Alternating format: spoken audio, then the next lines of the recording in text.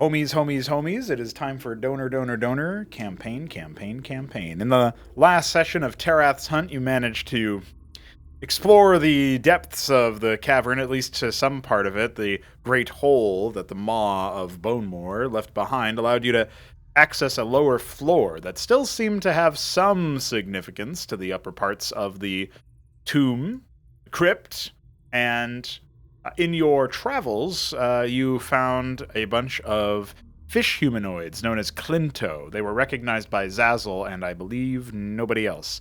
Um, but some of you may have, I think Tiber, for example, had heard of them but hadn't encountered them directly. You know, on account of him being on a sailing ship and all that. And overall, we had some interactions between Zazzle and his pet and companion Hunter, the dinosaur, and Akaxi as well. So that was great. The fight was arduous, but you did manage to resolve it without anybody dying, and you even managed to deal with a magical tree that seemed to be the cause of the bronzing of any object that flooded the waters. So, that seems to be everything that needed to be done there. The only question then is, what will you do now? The session did conclude with the grating moving of stone against stone, rumbling through the cavern from directly above you. So that was pretty significant. Fucked up that tree. Beat the shit out of it with the help of the big man himself. That is correct.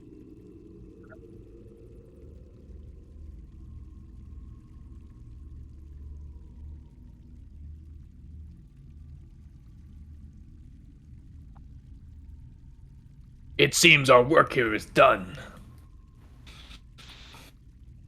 Oh! The more pensive head turns to face you, Nathaniel. Is that all you intended to do down here? Rid the upper ground of this meddling tree and then retreat? Or do you intend to actually pry your way into the crypt? Well, yeah, we were trying to get inside, but we had to deal with the water. If the doors are opening, then we can walk in, but if you know of another entrance from below, we would not be opposed to taking it. Unless you are small enough to fit into that vent, and he raises a heavy hand to indicate the vent that seems to be where the water was pouring up at one point. It is unlikely you'll be able to make it in there from here.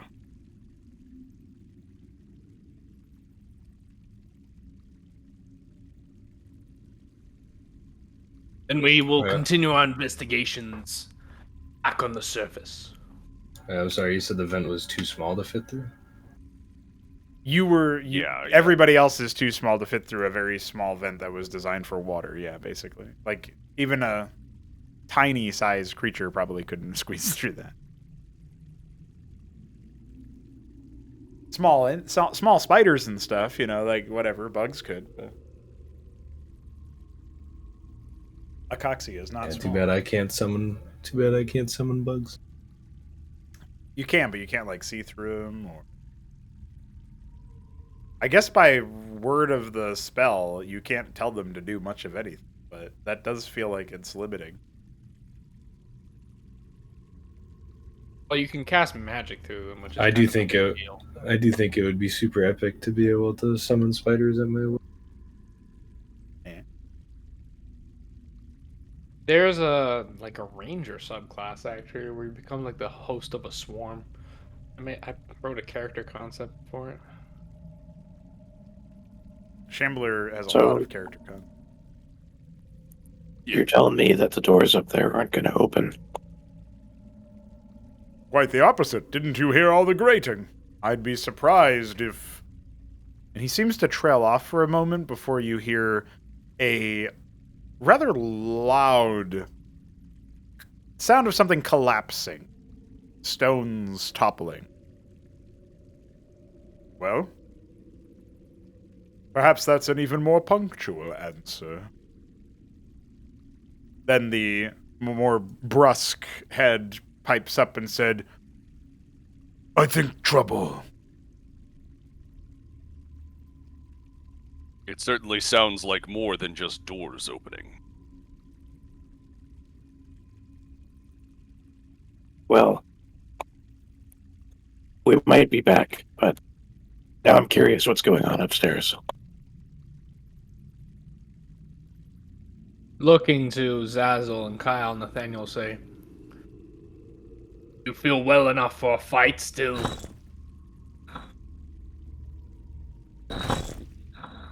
I love fights. I'm a little worse for wear. My magic is not completely gone, but my more powerful spells I will be unable to cast, and, well, I also need a rest.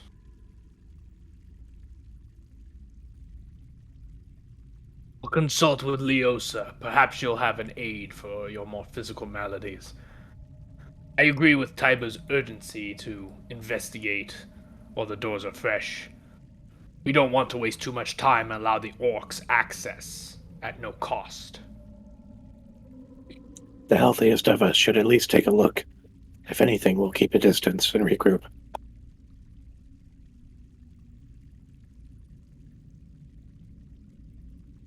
Nathaniel nods in agreement.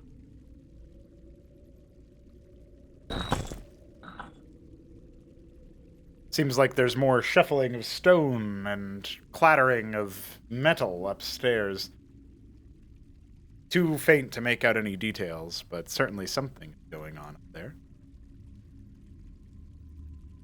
Speaking in giant, Nathaniel say to the Eden, I thank you, Great One.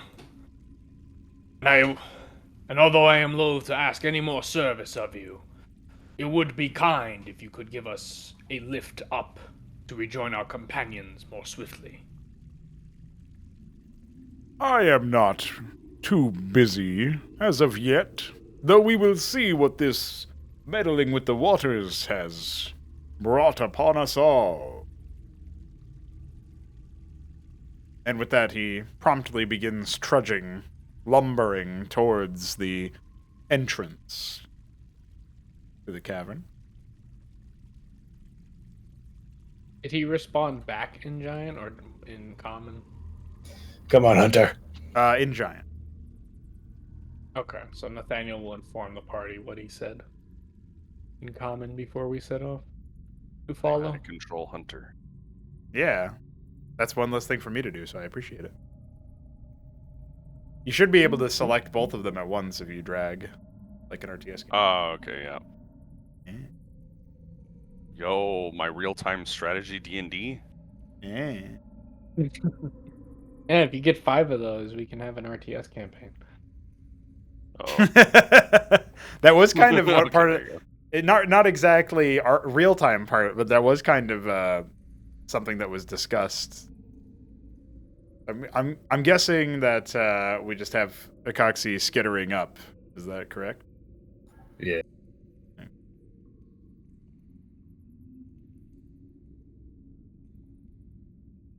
All right. Nathaniel seems like he's first in line, so he'll be the first one to be offered a path up by the Etten, who then promptly turns around and puts down a hand for whoever else is walking forward.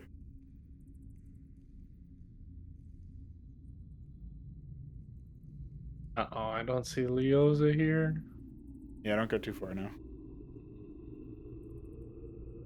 As he hefts you up, Tiber, you get the feeling that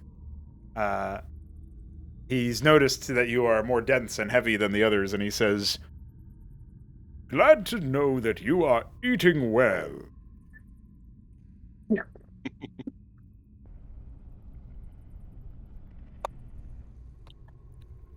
I'm made of the earth like you. Makes me weigh a little more. Well, I hope you are still eating well anyway. And then he deposits you. I try. Lastly, all the big creatures and wanting us to eat. lastly, the This This is a lot of eating in this Bro. campaign. yeah, food, dude, dinner, man. The Etten looks over towards you, Zazzle, but then also takes stock of Hunter and says, My. What a wonderful creature. And so polite. Yes, this is Hunter. He is, well, a lifelong companion for me, and an absolutely marvelous creature. Keltoth will attempt to pet the creature.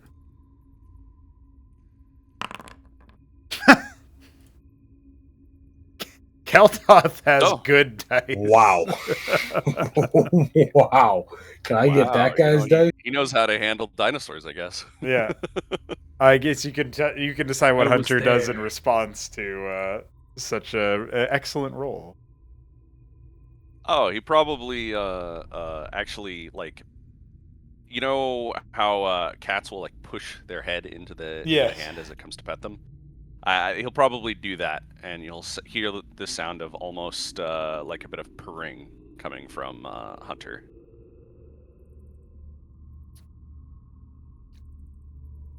The more pensive head seems pleased by this, but the brusque one is incredibly satisfied and has like an enormous grin on his face of pure joy. And he says, "Come on, come on, come on. Treat." There's a bit of an eye roll from the pensive one, but he does catch himself and then says, "It is only right."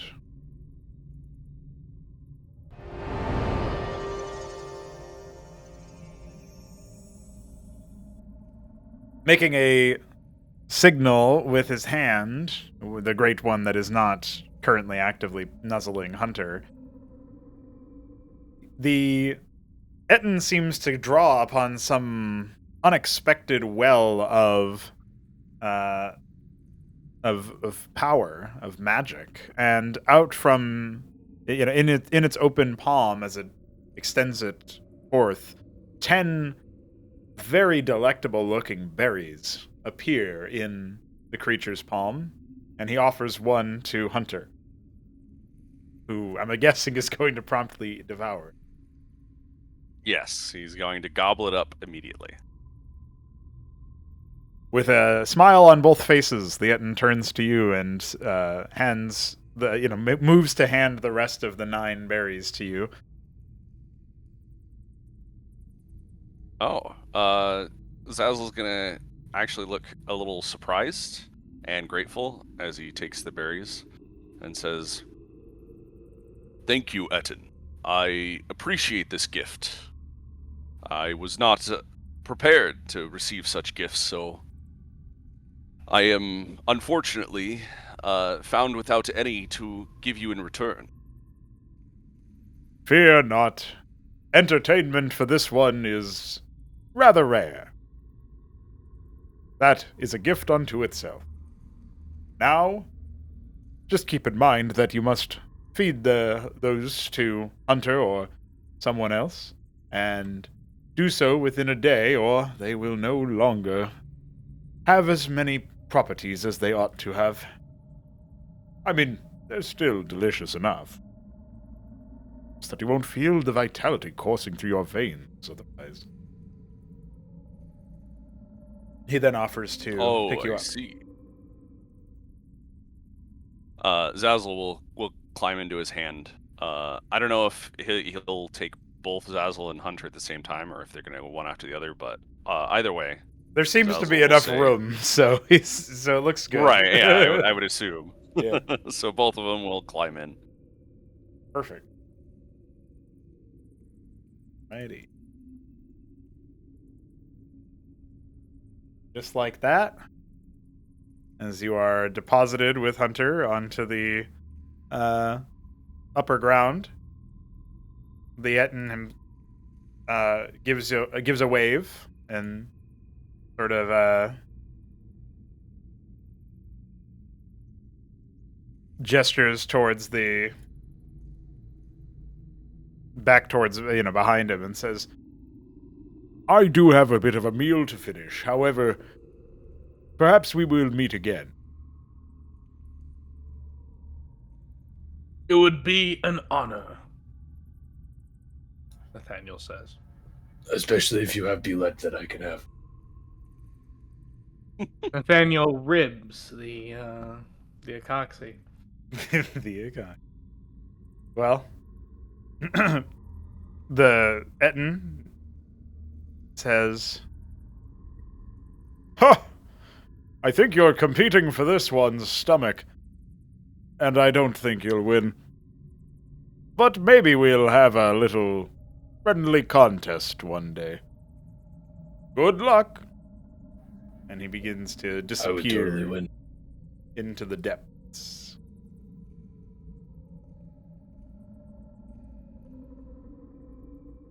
Fate is with us, my friends. To have such strength at our backs is only a sign of good fortune.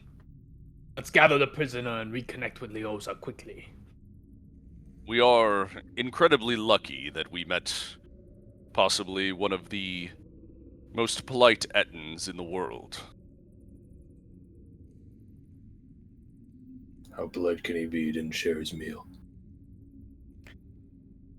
He shared quite a number of berries with me that I believe may have some healing properties to them. What are berries? You were You told will what a find berry out is. soon enough. No, you already. Yeah, he You're gave them plot to you. You've already been told. That was Oh, the those are thing that was grapes. like the eyeball. Oh yeah, it was a grape tick. Oh, that was a grape, not a berry. Yeah, he remembered better than I God, did. it's like you guys don't even play the game. Zazzle, you with your abilities, your understanding of magic, will be able to identify those berries as good berries. Each one of them capable of cleansing minor ailments, such as 1 hit point worth of damage. And you do possess 9 of them. Mm-hmm. Nice. That is good to have.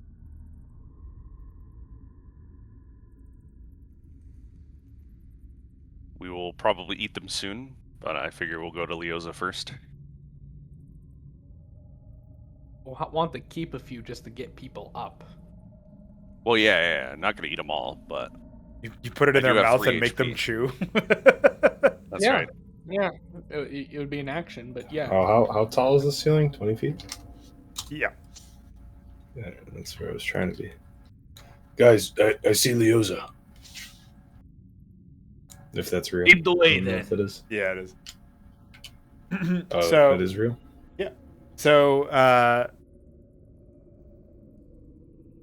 you want to not Cyber fucking taking run over. off as if there's nothing else going on? Oh, The sorry, hobgoblin you said has lead been the rendered unconscious. It seems he's not responsive, and it seems that the supplies that were left out for camp were not collected, indicating that. Well, they were rolled up and packaged, but they weren't brought with them, indicating that perhaps Leosa and Eric may have left in a bit of a hurry.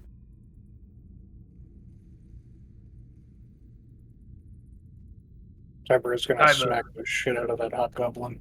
The hobgoblin is now more unconscious. I'm away. Wake up, damn it. I don't think it works that way. Just pick him up and I take out my water skin and put a little water on his face. His breathing is still quite irregular.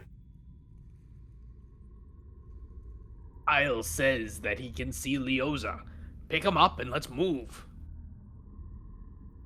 Fine.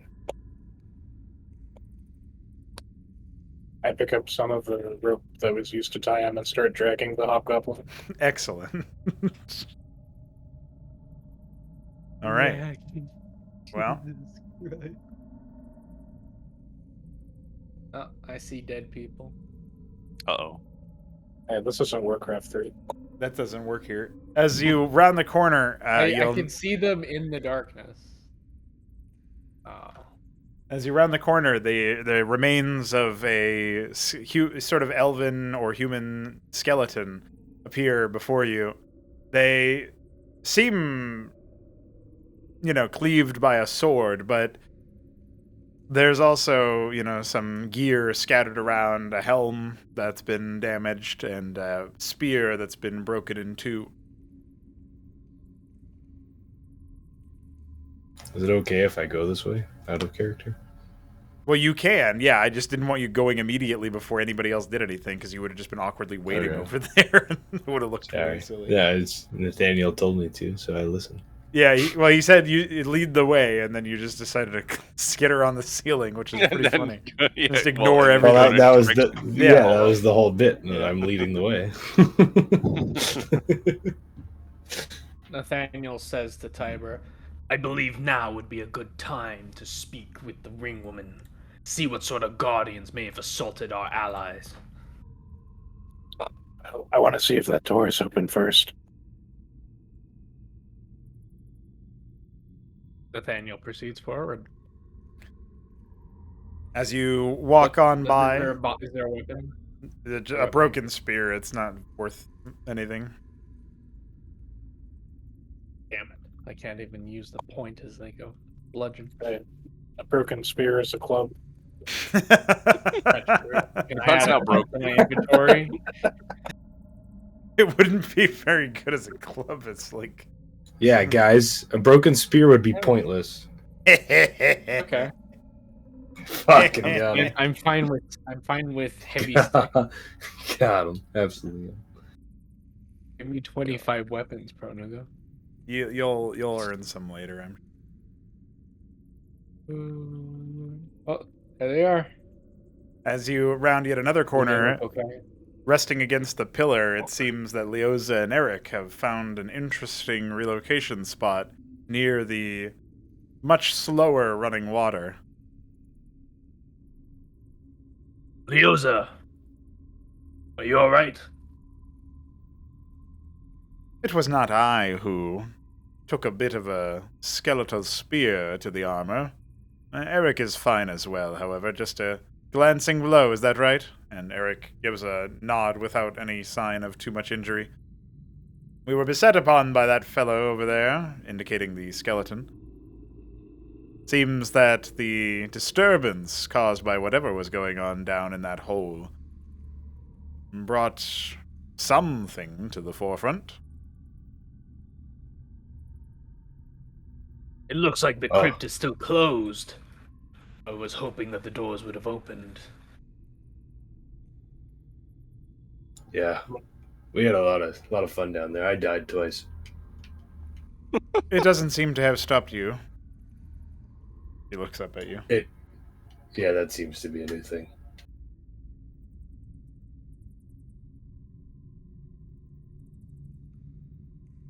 I healed him, though now I'm reconsidering that path of action in the future.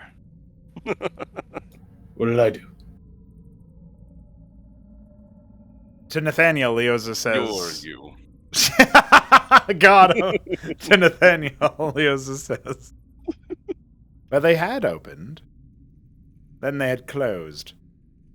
It seems like they are perhaps a bit more permissive to those who wish to enter or exit.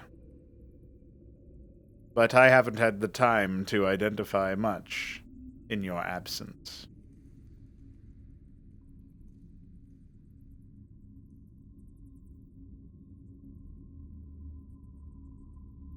Well, if you and Eric are ready for battle, then perhaps we can proceed forward. Zazzle's taken quite a hit, but I don't think... with those berries, with those healing berries, he may be able to hold his weight. I think with that, Zazzle will probably take out Let's say 4 of the berries and eat them. Hell yeah. There you go. One by one, they seem to replenish and rejuvenate bruises and soreness and even cuts and scrapes along your person, sealing up and feeling, well, quite literally, magically, much better. And with that, I should be able to handle another scuffle. Here. I would like you to take a couple, Spider. His name is Kyle. Isn't his name a Coxie? Yeah, he just really likes calling me Kyle. That's just saying it with an accent. What's an accent? Exactly. I don't think we have the time for this. How many berries are you offering, Akaxi? 2. There you go. Are you eating them immediately? Coxie will eat 1. What does he experience? You experience a flood of flavor, and while it is very rich and delicious, it's more surprising how much a single one of those satiates you. It feels as if you've had enough food for at least a few minutes, and at the same time, you Wow. could eat more if you wanted to without feeling overstuffed. It's a strange feeling. That one got me. It'll satiate you for a few minutes. Well, That's the incredible. description of the spell is something like, see if I can find it real quick. Eating a berry restores 1 hit point, and the berry provides enough nourishment to sustain a creature for 1 day. But just because he's sustained doesn't mean he's not hungry, so... This is true. It's more like a few hours, but minutes was just funnier to say. Minutes is funny. Coxie will swallow it and go, "Wow, I'm like almost not hungry. That's a good berry." Got him. I see. Well, maybe I'll have to learn how to create these myself. I know of other druids who can grow such berries. Oxy's gonna be so bummed when he finds regular berries. Yeah, it's like they're not He's gonna, like he's gonna find a whole bush and he's like, oh, holy shit, I hit the jackpot, and then he's gonna like eat them all and be Yeah. like, this was not worth it. These are not This good. didn't These are actually fill not me up. good berries. What do the druids do to their berries? Are you asking that in character? No. Okay. That would be a good reaction. Good question. Yeah.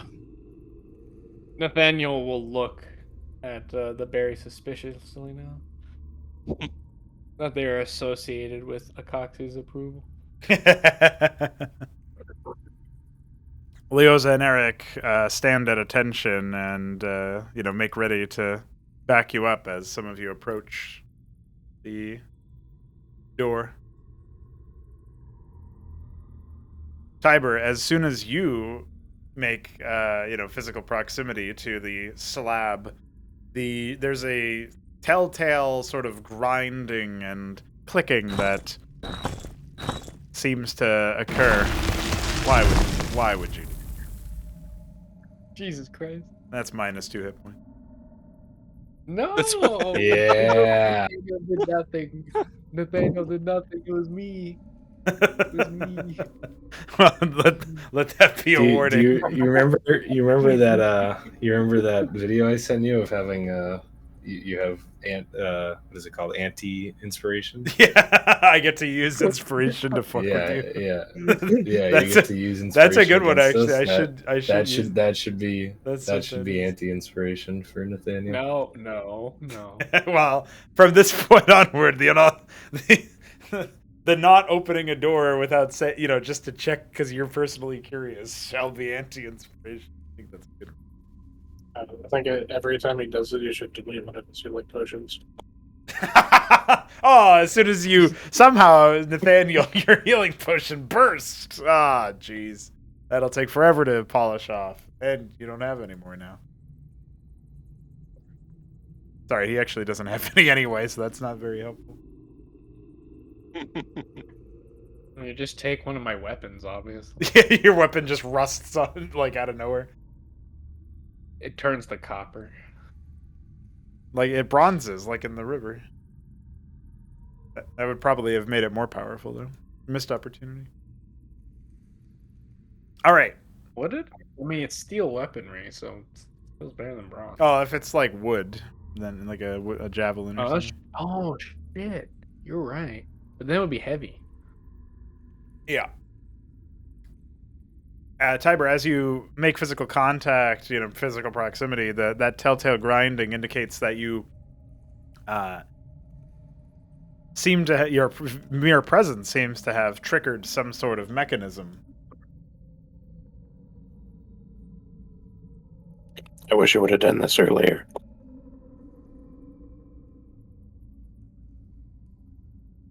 I present the ring towards the door and see if anything happens.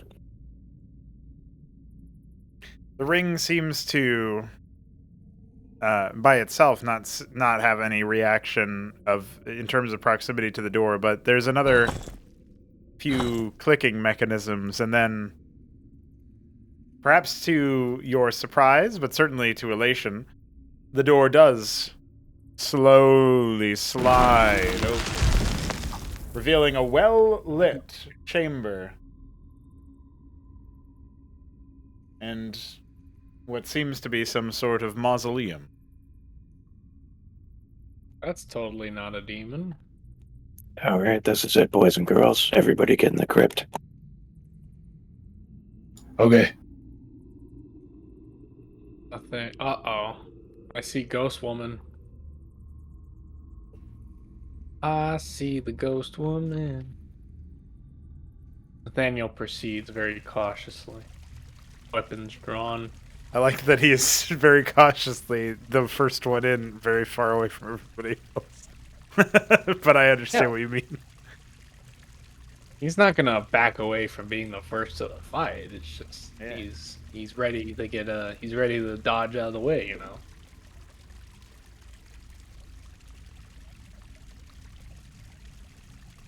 I like how Tiber tells everyone to get in the fucking crypt, but then just stands at the door. I'm waiting for Eric and Leosa. Tiber closes the door. He's been possessed by the ghost the whole time. Yeah. That inspiration or minus inspiration? It was worth it if it is. I'll keep it a secret, and you'll find out later.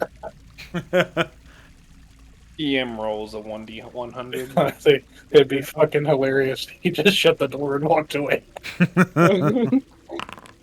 Nah. Oh no. Oh no. I do have like an Anyway, internal I keep note moving for on what the wall. like number ranges mean on the 1d100, and it's like kind of vague stuff like this is good, this is bad, this is all right, and it's all based on like do I like that number or not. So 3 is the best outcome, right? I think it's probably very mood dependent. Or is it the worst? Because it's probably dependent on how many 3s have been rolled already. If there's been a lot of 3s, then that's actually probably bad because that roll is not very good for like your outcomes, right? So okay, if you guys have already rolled several 3s, then I'm more likely to be a bit more generous because fate has been cruel. But if I have rolled a lot of 3s on like attacks, the monsters or whatever roll a lot of 3s, then I'm like, oh well, here it is. I'm rolling a 3 again. That's it. Nuclear bomb. Nuclear. I know this is Do, D&D, but You're about to find out how Fallout became Fallout. That's right. You should make it so that the threshold for the passing the D100 is 3 times the number of threes rolled in the session. So for every 3, the threshold gets higher, and you have to roll either over or under it. Depending on what it is, yeah. If it's like something positive happens to you guys, then you have to roll above it, right? It's still a check. Interesting. I'll keep that in mind. These are the important rules to get down. Why are there demons on the walls? Those are gargoyles. Yeah, gargoyles are demonic. The room here has a very different temperature than everywhere else. It seems rather cold. You can see your breath visualized, and it seems that the ones in less clothing are beginning to shiver, particularly Leoza.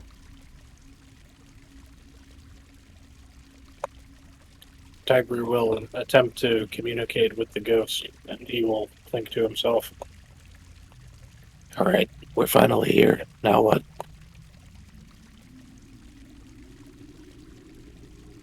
A white veil seems to move in the distance. Someone is sitting at the great chair facing away from the door. The woman's voice rings out for all to hear. You have allowed me entrance back to where I belong, and where my beloved was buried.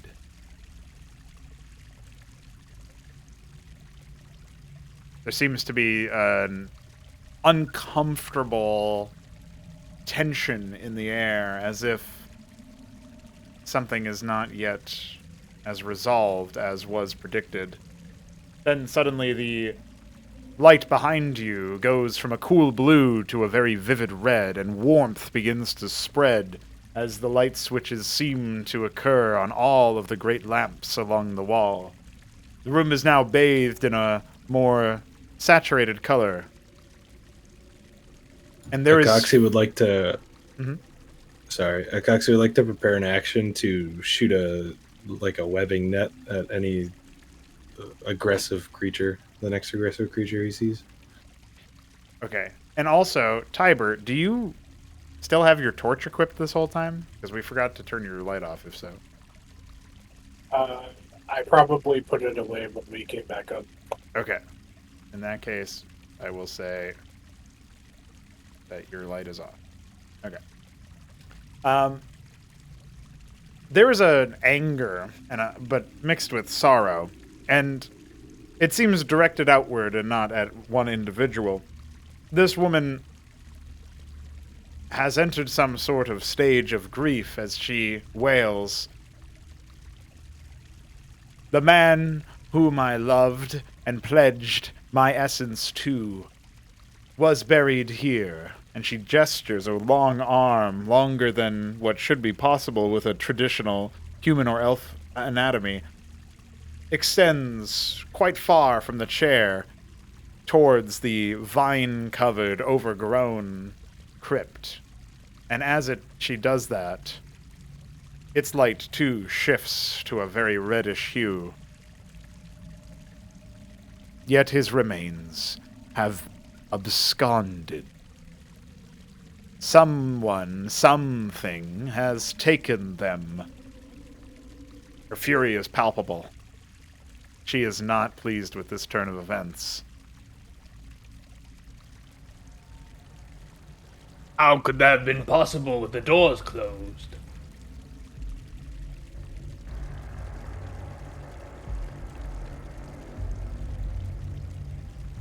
Uh-oh. Possibly. She blames us. You just asked something that made sense. Of course she's not.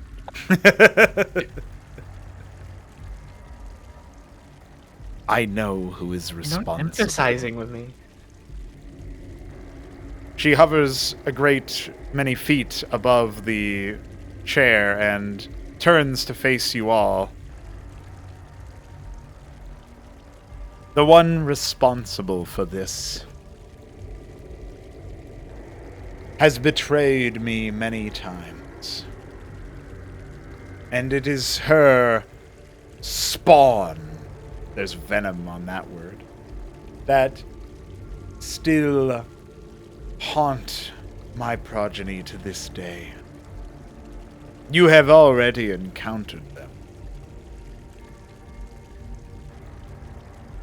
She looks specifically towards you, Nathaniel. Your life was nearly taken from you by them. You speak of the Drow, the Dark Elves. Drogani.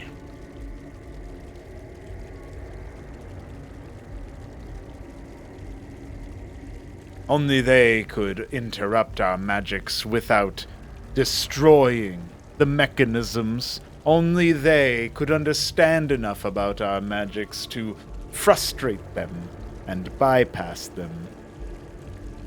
That, or the more terrible creations of the Silent Sisters.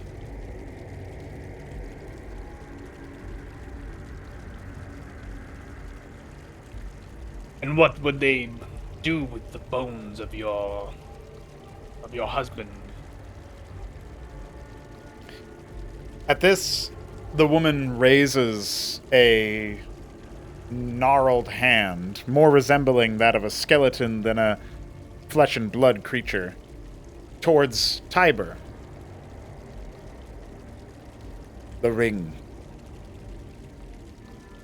You feel a pull, Tiber, towards the ring, as if perhaps you should look into the gemstone.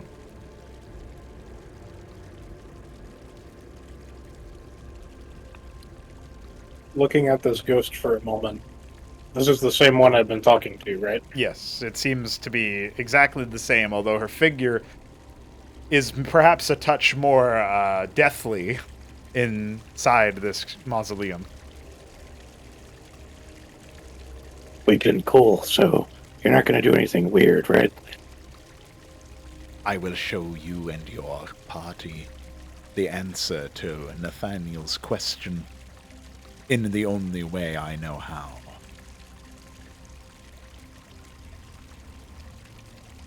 Tiber shrugs and then takes off the ring. All right, what do you want me to do? Gaze into the gemstone. And then she looks around at you all and says, all of you!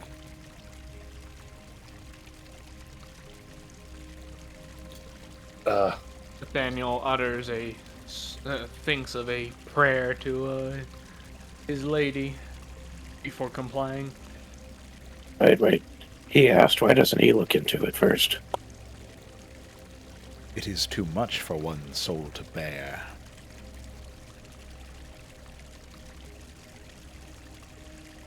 This causes a little bit of hesitation in Leoza and Eric's steps.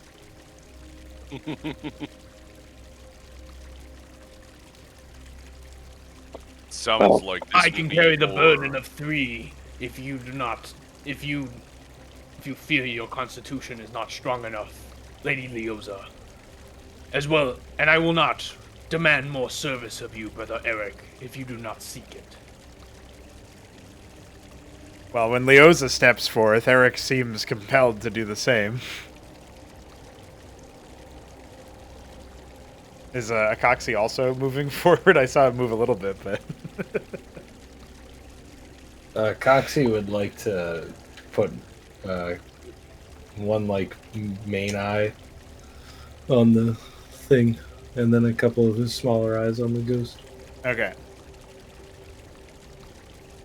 Well, as everybody gathers round to gaze into the ring's gemstone, the reddish hue on it, seemingly intensified, perhaps by the color of the room, pulls your vision in. It's not long before Coxie, your eyes, all of your eyes, feel that they are needed for looking at this. You could choose to resist and keep your other eyes on the veiled woman, but you'll need a Constitution saving throw if you choose to fight it.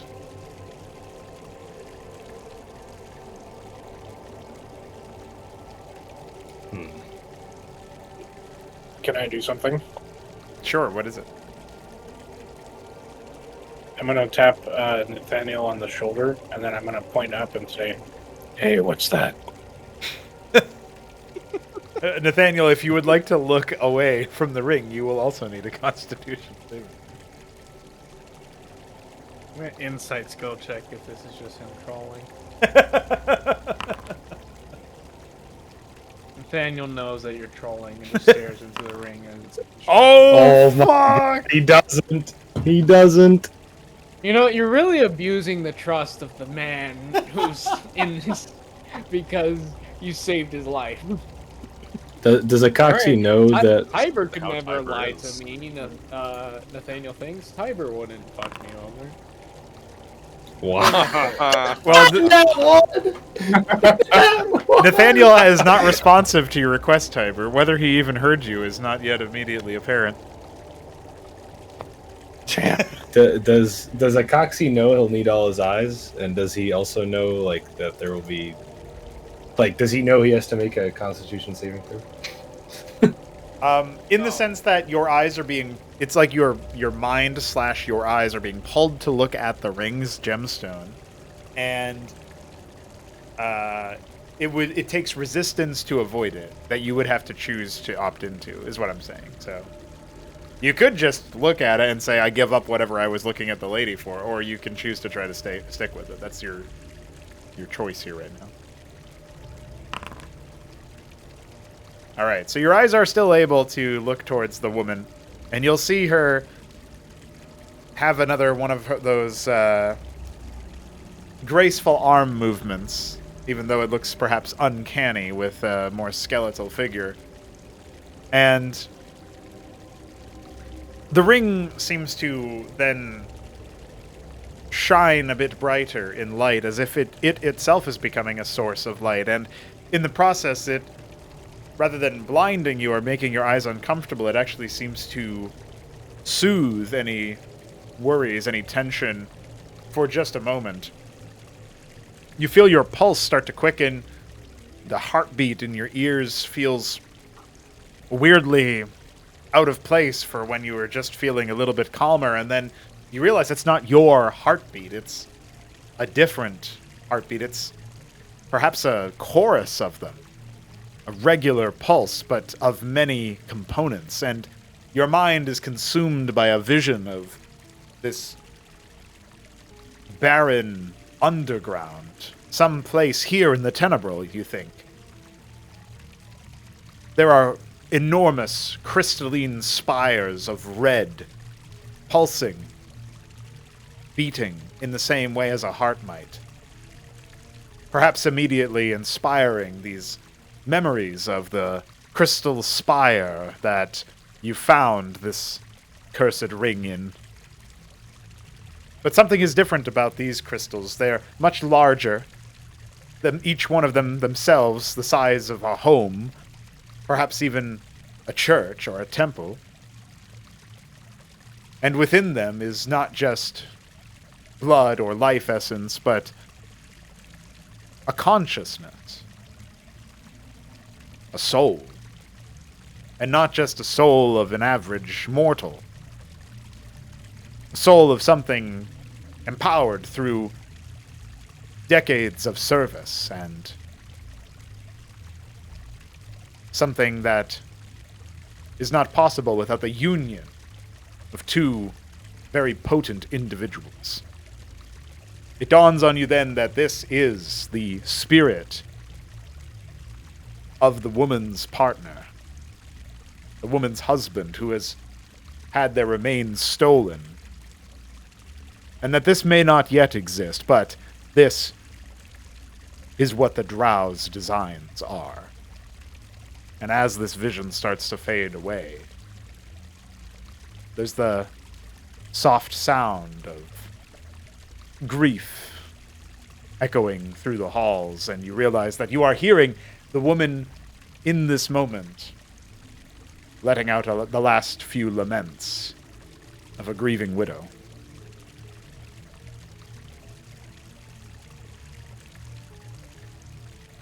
So long as I live, I shall not allow the Dark Ones to defile this place any longer. This oath I make in the name of my homeland. Leoza sort of shakes herself back to sense and takes a step back before saying, "Remember, Nathaniel, we're here to identify where the threat to the surface world is. And while that certainly seems threatening, I would remind us all of our duty here. Except for the reptilian one, for he was not of our ilk initially.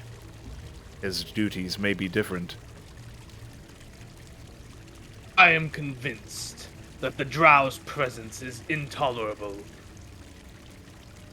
So long as such creatures live, Ilast will not be safe. It is a worthy cause to drive them from this land. And if we retrieve and if we set right the ghosts here in the process, I see no clash of interests. Hey, hold on now. First, you're Mr. Don't wear that ring. There might be something wrong with that ring. Why is that ring talking to you? And now you're just swearing allegiance like nothing happened. Not swear allegiance, Tiber. My loyalties still lie where they always have.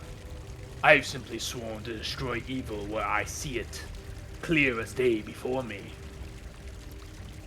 You know what we call that? Jumping on the bandwagon now that it's cool. Call it what you will. There's no way On a bandwagon demand. is a word. Why not? Isn't bandwagon an old term? Bards on a wagon, dude. What are you talking about? Bards on a wagon. Bard wagon, then. Bard wagon. Jumping on the bard wagon. Fuck Yeah, bard wagon. I like that way better.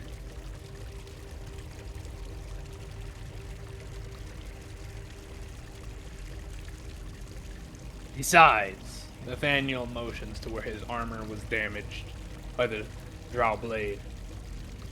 They have spilt blood that is already worth more than the sum total of their lives. I must even the account.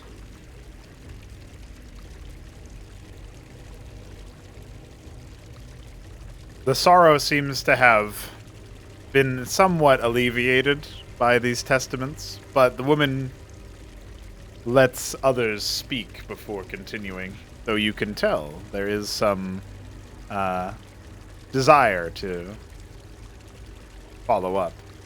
Do Zazzle or Akoxi have anything to say about the vision or the situation that is now being discussed? Zazzle has something to say. Regardless of whether we trust this spirit, the presence of the drow is a problem, and likely related to the concentration of orcs, hobgoblins, and ogres in this area. If the drow are taken out of the picture, it's likely the rest of the army will fall to infighting.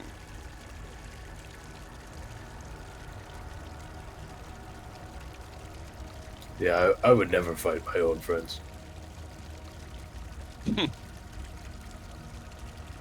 Eric chimes in and says, "The hobgoblin is telling the truth. Then what Zazzle here says is accurate. They're not fighting willingly as much as they're fighting under duress."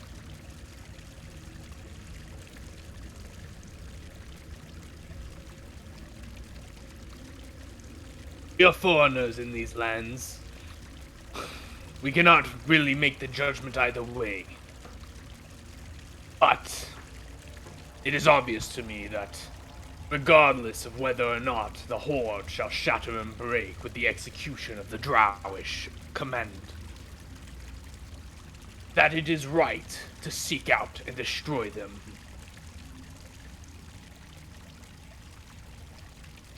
Does Akaxi have any strong statements to make on the subject? I mean, I've just been kind of having you guys be my little hunting party, and this has been a lot of fun. So if that means we get to kill more things, yeah, we can kill those stupid drow. I didn't like them anyway. Chaotic He's trying, man. neutral. He's really trying. Chaotic neutral. There you go. Fate works in mysterious ways. Kyle, son of... And he didn't say Akaxi, son of... And then he sort of looks at the spider. Like, is that even applicable with your race?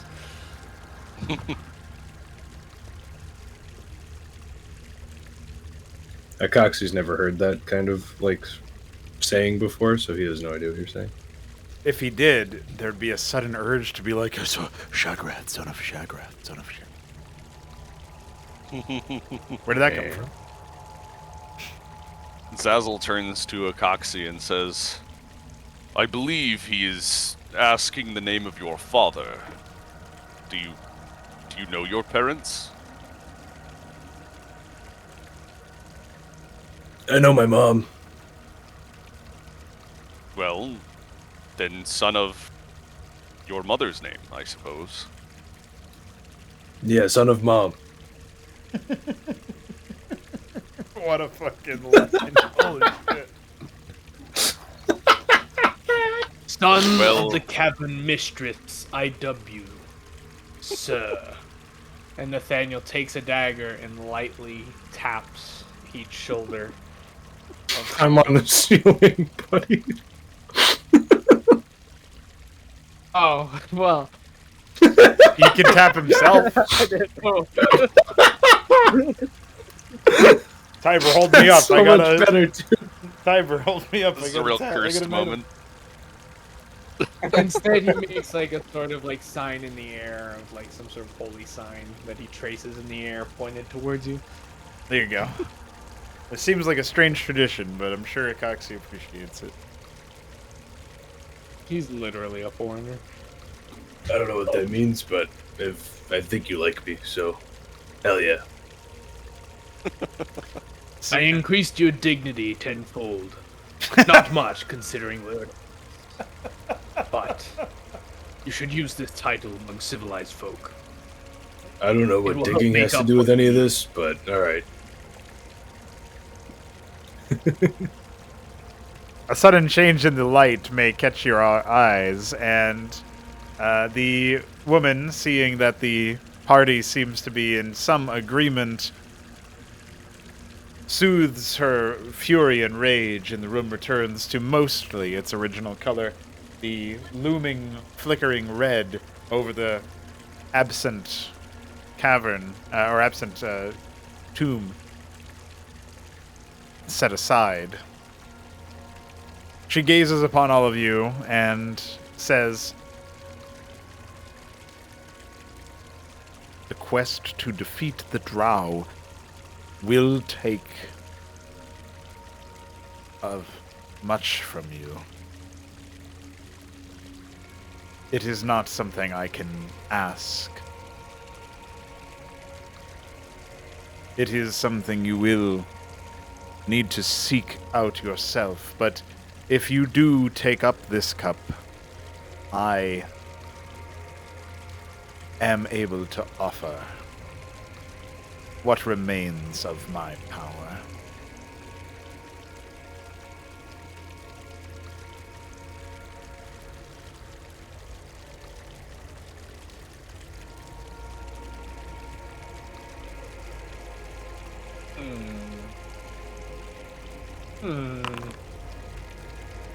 Alright. And I gladly accept the aid that you offer. All right, Tiber. Zazzle what do will you- stand back and Yeah. watch. Tiber also stood back. I think Eric's gonna do the same thing. Like, whoa. Taken I mean, aback he's by his already directness. like dual wielding gods. So what's one warlock pack? Yeah, as Nathaniel steps forward and both Eric and I step back, Tiber's going to shoot a glance over to Eric. He's going to point at Nathaniel and give a thumbs up and wink. Eric just kind of slowly shakes his Dude, that's head. perfect. That's just enough. That's just low enough to accept the boon, but just high enough to wait till Nathaniel does it first. Yeah, that's pretty good. Well, I mean, anything other than a 0 would be pretty fucking good. You got a dirty 0. Dirty 0 is. I don't think you get a nat 0. That's not possible. No, that's pretty fucking good. So, or not, but you know. Yeah, but where's the Nathaniel's very trusting. dirty Yeah. -1? This Yeah. is Tiber's girlfriend. She wouldn't do anything wrong to me. Tiber saved my life. What the lady want? Nathaniel, a strange sensation washes over you as the spirit extends both of her arms in your direction. It's not required for her to make physical contact with you. It is enough for her to direct her will, her energy, that still carries vitality despite her decrepit state, in your direction. As you feel this force wash over you,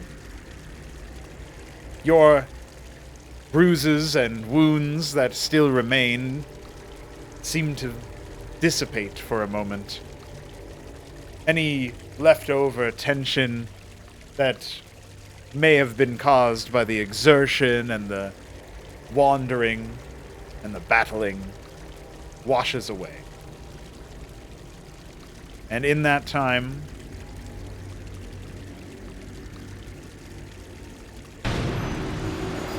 a light shines around you.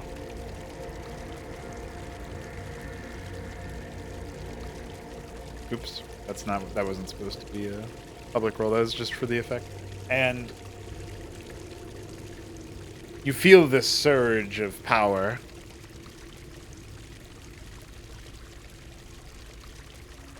And as a result,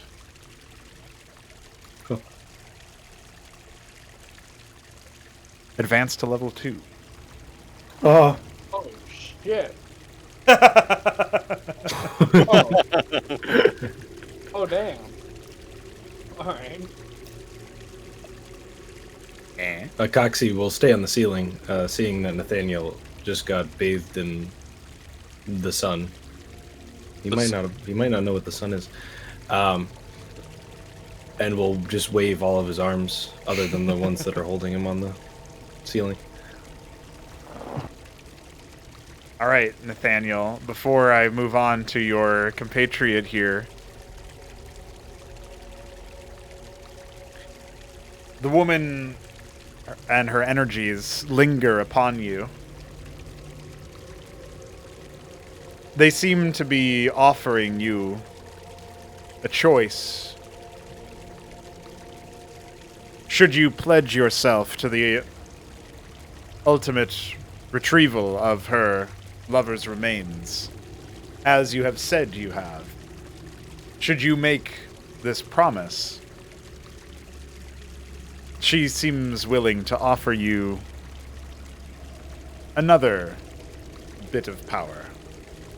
One that shall forever adorn your spirit with the capacity to restore lost vitality and shield yourself from future physical strikes from such as the drow. Do you accept these terms? Yes, Nathaniel shall strike down all drow in his path. That's perfectly mid.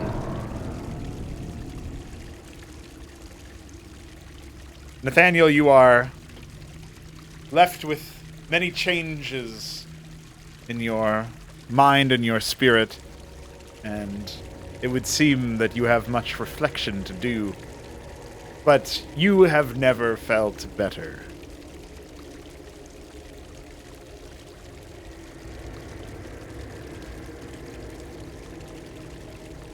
Nathaniel somehow stands even prouder than he usually does.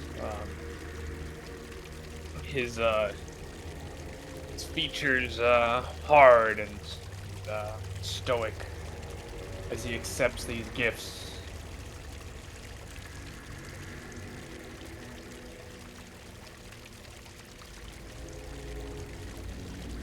All right. Seems the veiled woman has turned her attention to you, Akaxi, and before she even outstretches you to bathe you in radiant light, she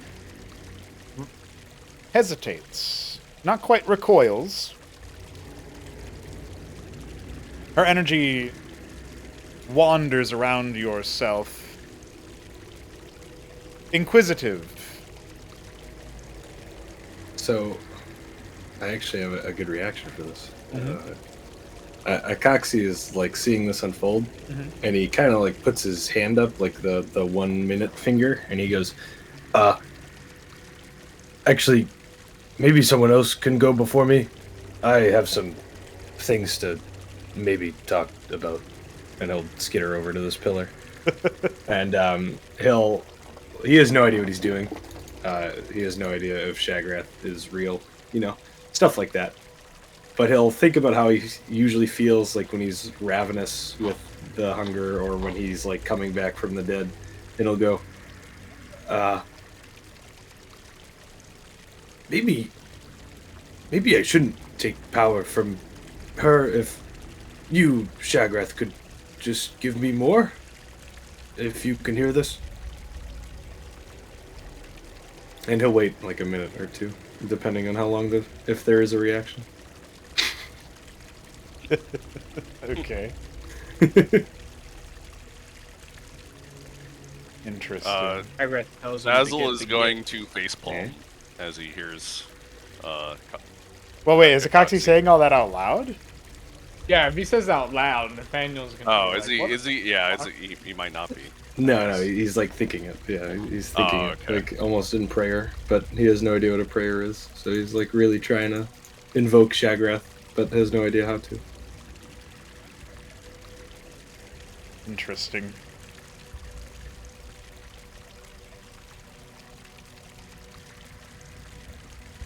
You Okay. guys thought that Nathaniel had a stupid amount of actions in his turns, but you haven't even seen it.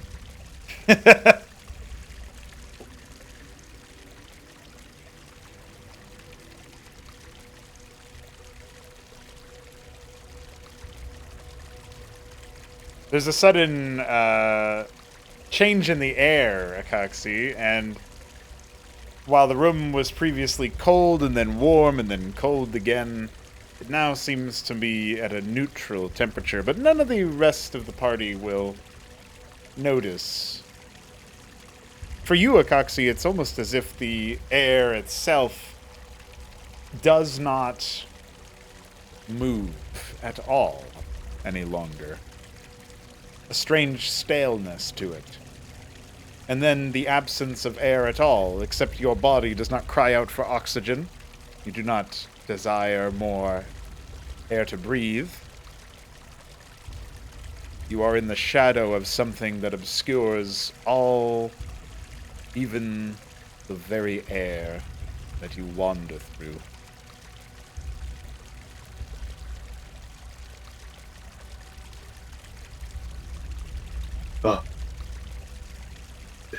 Is that working? I'm so confused. So if this is working, he's still thinking this in his head. I know how, like, powerful beings work sometimes. And I know that, like, accepting power from multiple powerful beings can cause, like, weird jealousy. And you seem much more powerful than this random ghost lady, and as much as I do kind of want to help her and silence the drow, I'd rather take power from you, since you're the reason I'm still alive multiple times over. if this is working.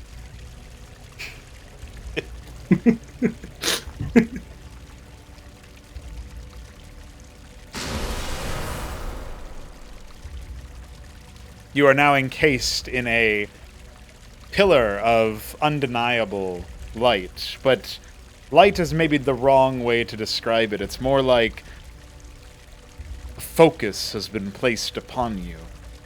It's more like the weight of a presence so dominating in stature that it threatens to crush you simply by staring upon you. It takes all of your vitality and spirit to resist becoming nothing. I really hope this is working. Is it quiet? There's no sound. You've lost all sound and connection to where you were physically moments ago. And nobody else can see the light or anything like that, by the way. Wow, I think this is working. But this is really, really difficult.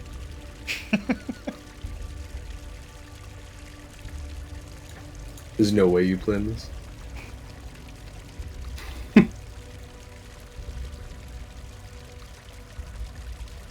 There's a moment of pause, a long moment with no reprieve from the struggle to exist in the wake of something that seeks only nothing. But then, after what feels like an eternity under such weight, the light subsides and you find yourself exactly where you were. The rush of senses almost overloading, almost overwhelming. And after all of that, you are no changed, no different than you were before.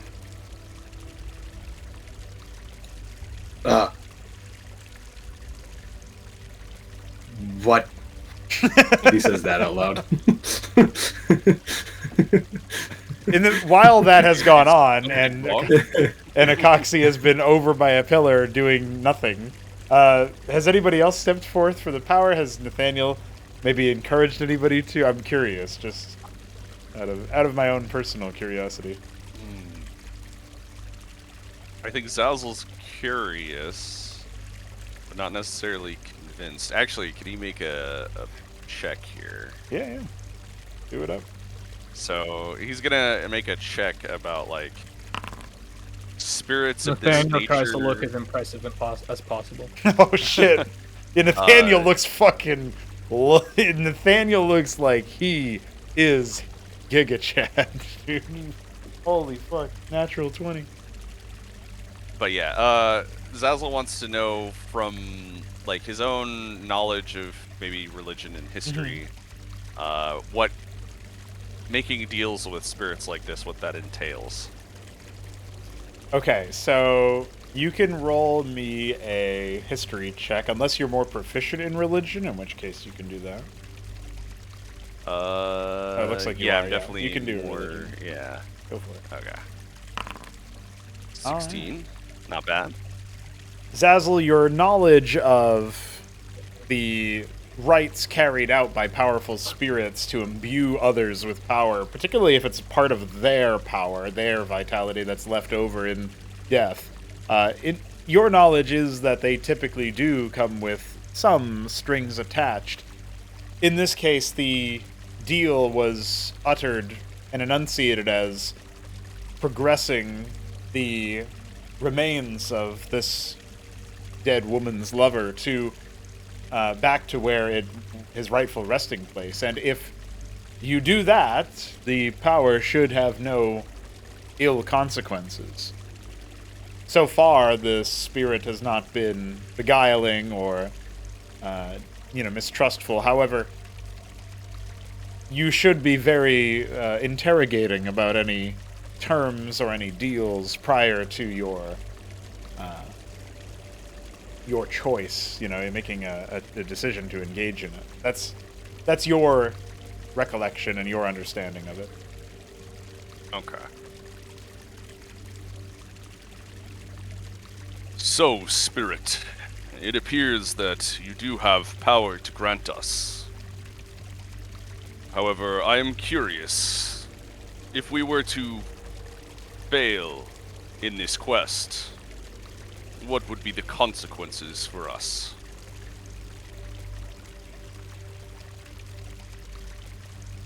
Spirit sort of glances over you for a moment and then says, "If you fail, as in if you die, I have no recourse there.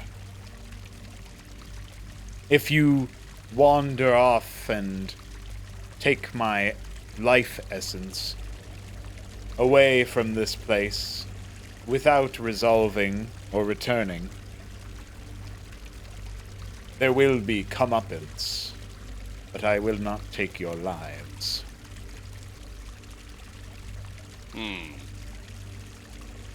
We are no oath breakers. I am trusting that This is- quite a lot.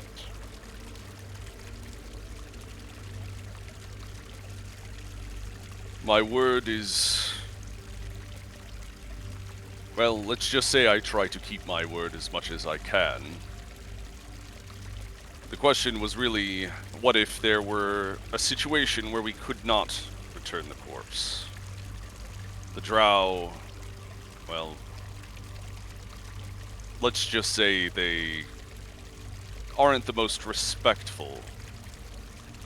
It's possible they could destroy the corpse.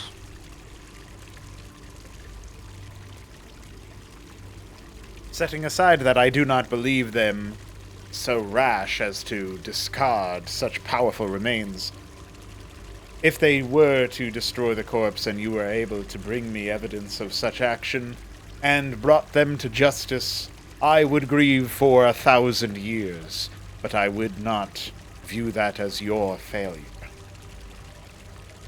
My only term, so that you do not take this power and shirk the responsibility associated with it,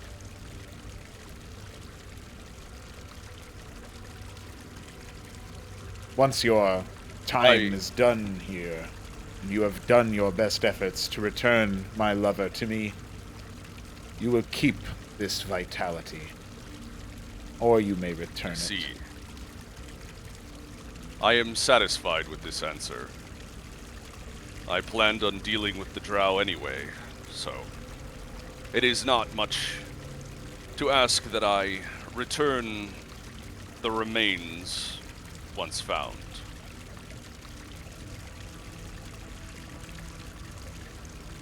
Do you then, like, offer yourself towards her at that point, or are you still, Yep. like, waiting? Okay. So her energies channel around you, and much like they did with Nathaniel, they seem to soak into your being, restoring you completely in terms of your vitality, and additionally, providing you with a surge of power. Your connection to Hunter seems to be imbued with this same power as well, and you feel that some of this energy, this vitality, this vigor has been passed on to your companion in the same way.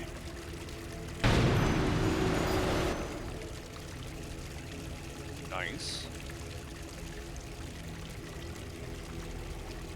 However, her energies linger after that, as you are indeed allowed to advance to level 2. But she says, "Your little one, from a time I can recall,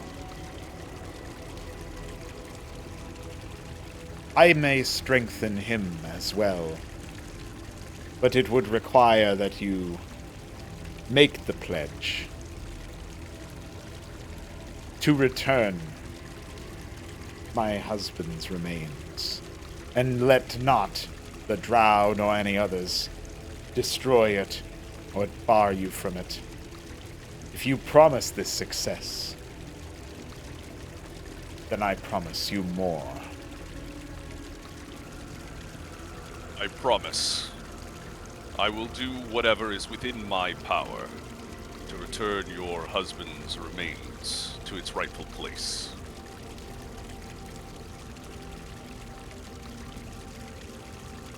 It seems that this has been accepted as far as terms go, and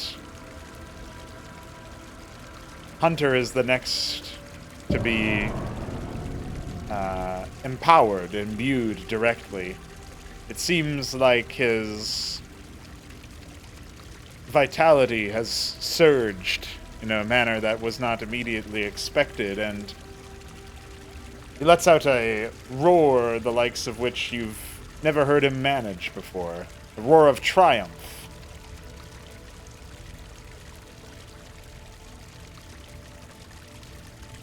I am glad to hear that my companion is happy with this arrangement. At this, her energies seem to withdraw, and Tiber, you'll notice Leoza shifting her feet a little bit. She looks over at you and says, "Are you next, then?" Nope. Hey, Nathaniel. As soon as I get your attention, I toss you the ring. Nathaniel catches it with extreme speed that you have not seen him use before. Nathaniel is already a pretty quick guy, but it's like, boom, just, you hardly even have a chance to look. I don't mind getting married, but I'm not really interested in long-term commitments. Wow. Tiber, Wow. there is nothing to fear here. It's not a matter of fear, buddy. I don't mind helping out. You know, like, if it's something we do along the way and it works out, that's great. But I don't do no crib deal bullshit.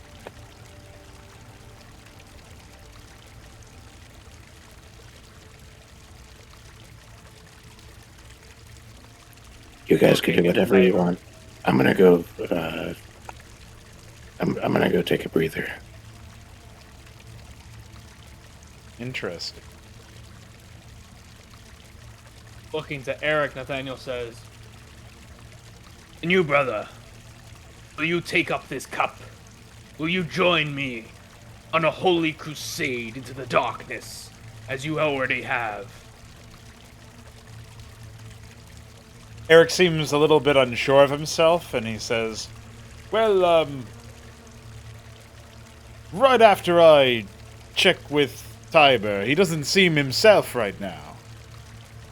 And he shouldn't be alone, what with this place being so vast." And Eric starts to wander towards the door. Nathaniel looks genuinely disappointed with that result. And he looks at Leosa and says, What of you, Sister Leosa? Do you fear this power? Do you believe me to have acted in error? For a while, Leoza seems to be looking through you rather than at you, and then when you step aside and her eyes do not move, you realize she's already in some sort of discussion with the spirit, perhaps a mental one.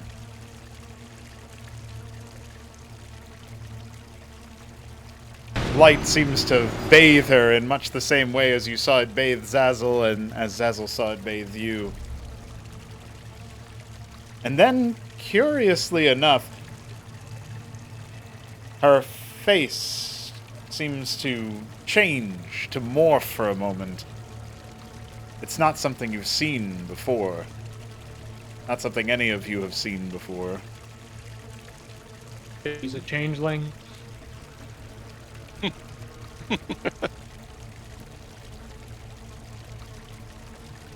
Decide whether or not Nathaniel hates changeling. Shortly thereafter, EM. an additional pulse of energy seems to wreathe Leoza, and then she shakes her head and starts to pat herself for her trusty book. Are you sure you didn't cut out there? Because you said shortly thereafter. And then after a long pause.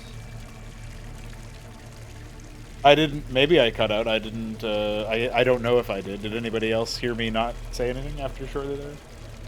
I heard shortly thereafter, and then I heard that she patted her book. I don't know if there's anything. There was another light that wreathed her, and then she came to and sort of patted herself for her book, looking for that thing she is always writing notes in, and kind of took a step back.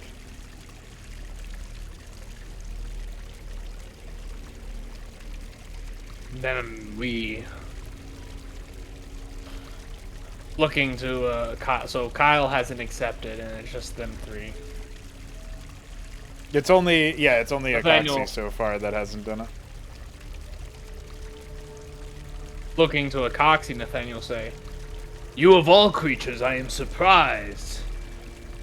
Kyle of the Deep. Hold on, I'm in a heated discussion right now with myself.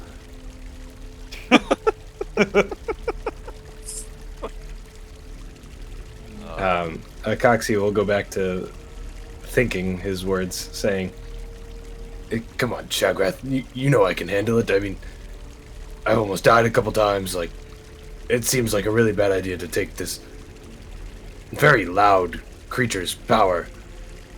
You know, I just survived whatever that thing was. There seems to be no response from yourself or anything around you.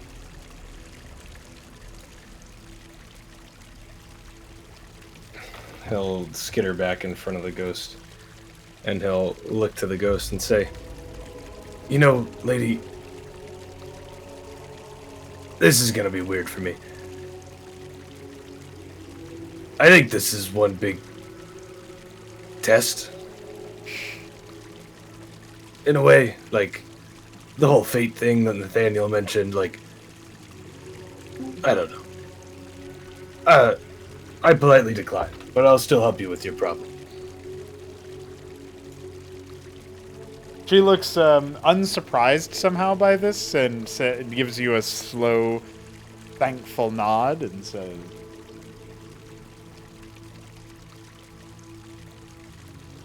My vitality will accompany the rest of your compatriots, and I am sure you will do as you say. She seems oddly, like, neutral towards you, whereas before she might have been a little bit more hesitant. Like, it's like something has changed about it. Like, she understands something about you now that she didn't before, and it's changed her demeanor towards you, but you can't quite place it. What? Why are you acting different?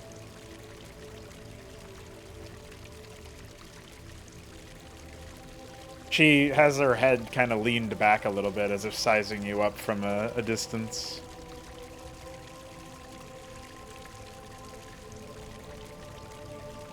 I do not know if you wish to discuss this now. And she gestures to the chamber around her.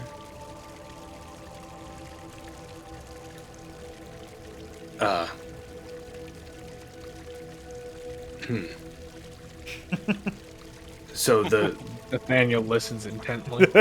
so the whole light thing that I experienced probably wasn't Shagrath.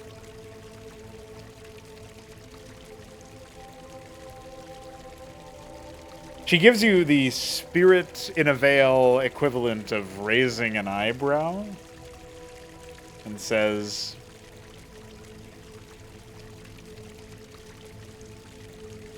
You are his mocked. Coxie will turn to the party and will say, Okay guys, respectfully, everyone get the hell out right now for like 5 minutes. I may not take this creature's power, but I definitely want to know more. Zazzle is going Nathaniel to turn looks to at the be ghost like, for an approval of the order. What was Zazzle gonna say? Zazzle was going to say, if you think that I am going to be in the dark about your dark powers, you're a fool. Leoza Okay, promptly walks away. I promise to tell you guys anything important, but I have quite literally at times been wandering in the dark and silence with no idea of why I can suddenly come back from the dead and feel very much more hungry than usual. So, could I please just have some answers? I would also like answers. I don't Well, see I the got a problem. nat 1 on the persuasion check, so... Don't worry about that. Nathaniel will say this. I will leave you to seek your answers, Spider, in recognition of the service you have rendered to our party. Know this. I do not take my oath lightly, and in the presence of the lady, I promise that should I hear news of you bringing ill tidings, should I hear news of you forming mischief while we are gone, I will hunt down you and your entire accursed bloodline personally. That seems really overdramatic.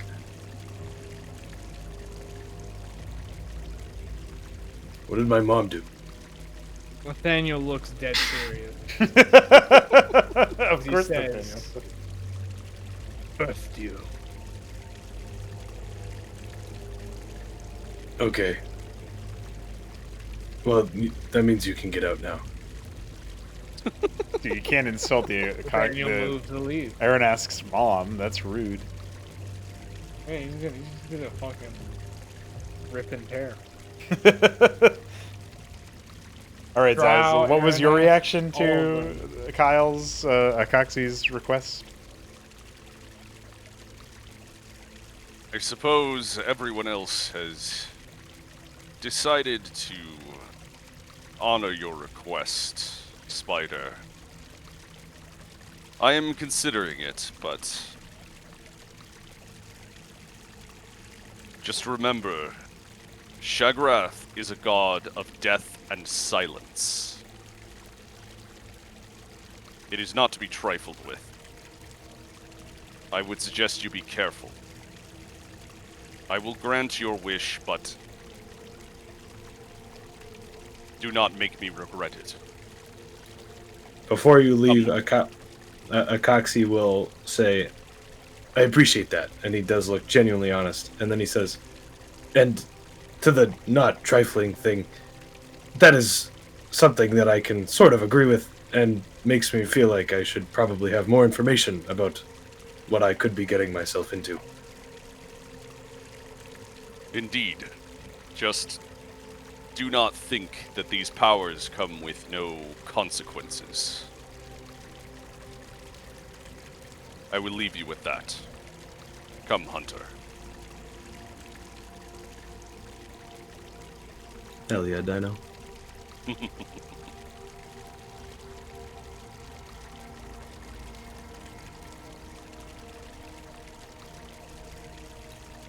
Wow, I didn't think I'd get this far.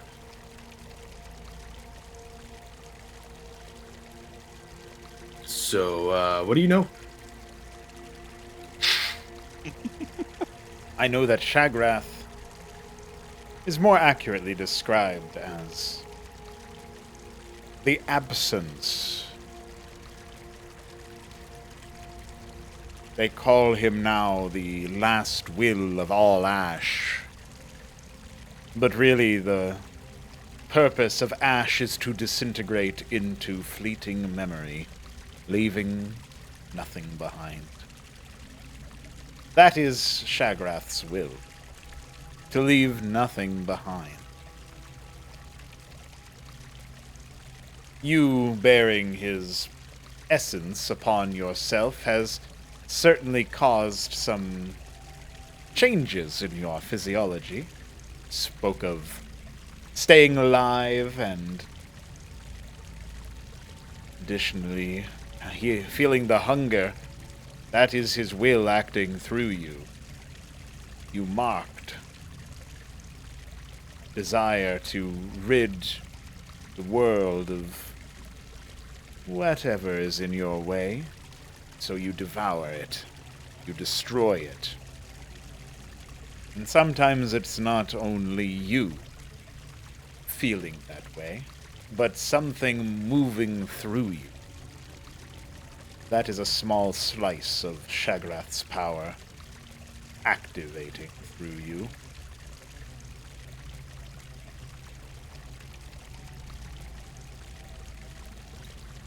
I see.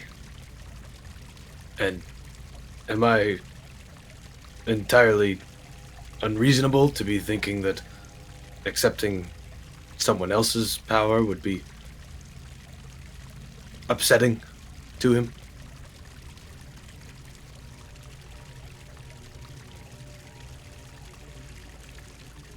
The spirit seems to just kind of shrug at that question and says, Shagrath desires for you to exterminate and eliminate, to bring things to ash and then to let them wilt into nothingness. So, I see no contradiction exactly in obtaining more power with which to do that. Only that the caution of your friend is well placed, for powers with terms such as those are much less pliable when you wish to be rid of them.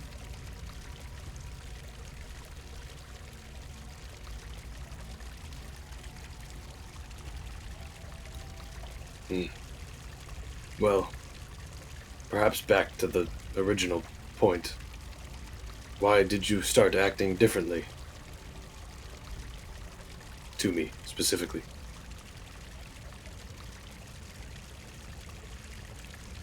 I now understand that you are not simply an over-ravenous Aranask, but one who is possessed with the power to erase what is in front of you. You would be a potent weapon set forth against the enemies of mine, but it is not my place to set you loose, for you already have a wielder.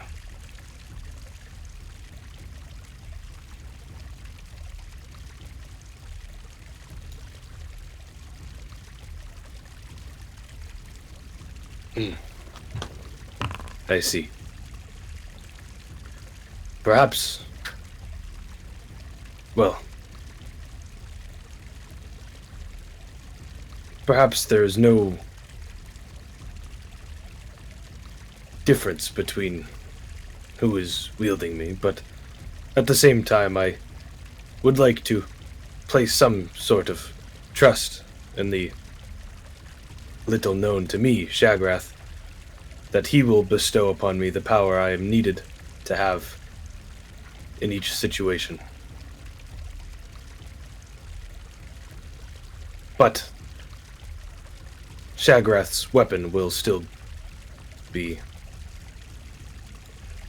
helpful to you in this case. Certainly. She pauses for a moment, looking you over again, and says, and I might break you free from such chains, should you desire.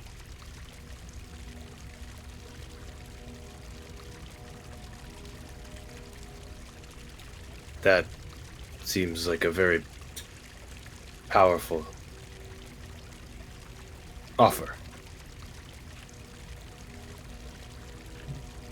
One that I do not have enough information either way to take, if that makes sense. Just know that the roots grow stronger with time, and though those bonds are only freshly forged, they will soon escape my power to remove.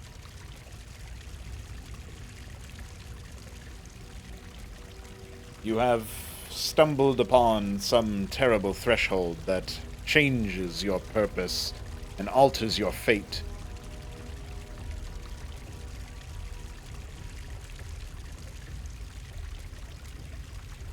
A curse, so to speak. If you make it so. Well, perhaps I am still young enough to believe that I have some way of controlling it. Thank you. Is there any other knowledge you can share before I leave? Only that the coming trials will be difficult, and power is in short supply. But she seems to, strain as if she's trying to hear something. And then she relaxes a bit and says, "It may be round the corner."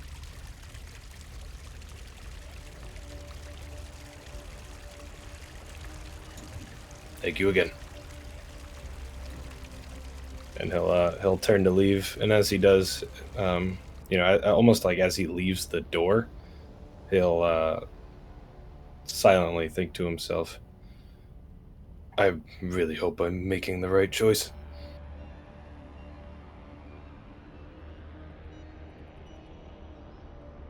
It's not long after you skitter along the ceiling out of the doorway that the door suddenly jerks into motion.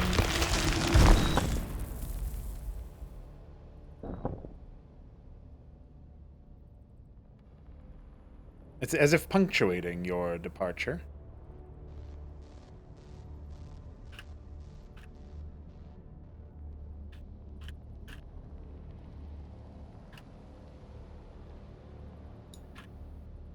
Akaxi will do a quick head count and say, I see Tiber got away from us.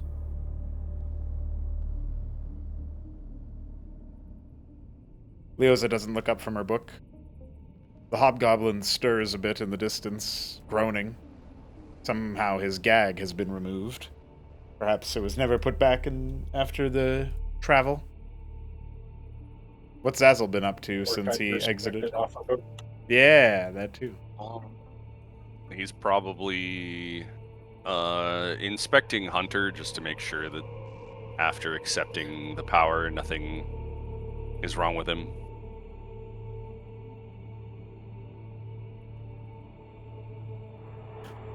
Hunter seems to be in very good health, the best health you've ever seen him, the most potent connection you've ever had to him.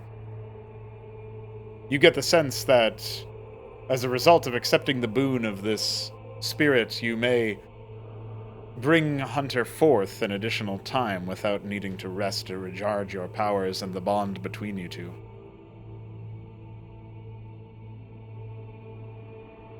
Well, this is quite good.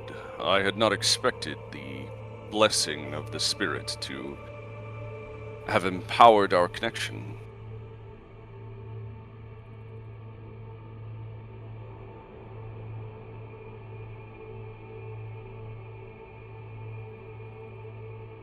You'll hear Leoza faintly mutter, "Many things unexpected." And then you will start to feel this rumbling, light but noticeable in the distance. Leoza still does not look up as Zazzle asks that, but her face is the only answer you really need. It's very taut, pulled forth, focused, and a little bit panicked, perhaps. Is that Tiber?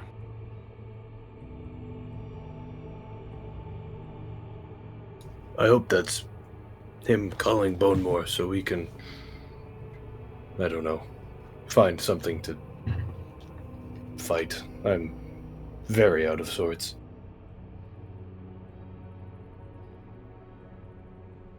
Well, whatever we must do, it's going to be wherever that rumbling is. That's That's a pretty good observation, all things considered. Nathaniel, do you know what this rumbling is all about? Nathaniel would have heard the slow, steady clomping of what sounds like very heavy feet slamming into the ground. What you presume to be Tiber. Nathaniel will be finishing up saying that as you approach. Brother Eric has just finished telling me that Tiber has sought solitude. I ask the rest of you that you do not bother him while he focuses. Is it too much to ask him not to wake the dead? The stomping only continues. If the dead are wakened, I will put them down with my newfound strength. It will be a worthwhile test. The rumbling does That's seem to just- be strengthening over time, so you guys know. There's rattling of stone and bones. If we allow it to continue, while in the middle of an army of orcs and other vile beings, it's likely we'll end up dead.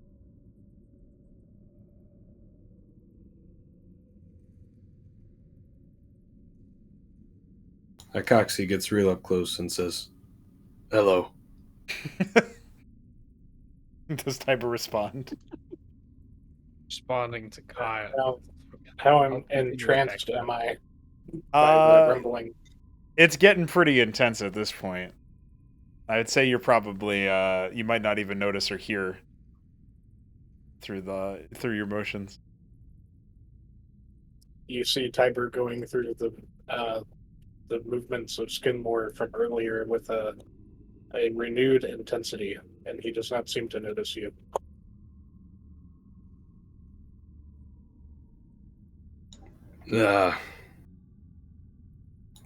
I'm honestly okay with this. I'm too tired to fight this. Guys, I think he's just calling Bonemore. Calling Bonemore? I don't know. This is what he did with Skidmore and some sort of dance, so perhaps it has something to do with Bonemore. I don't even know if Bonemore will be able to sense it. We have no idea where the massive worm is. Well, I would be very surprised if Tiber was the one causing the rumbling.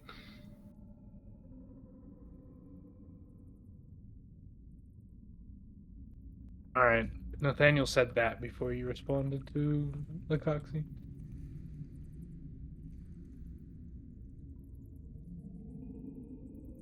You are more confident than I am in our current situation. Why should I not be? We have the tripartite. Tripartite? Yeah, no, that works. The tripartite blessings of two gods and a lady of the deep.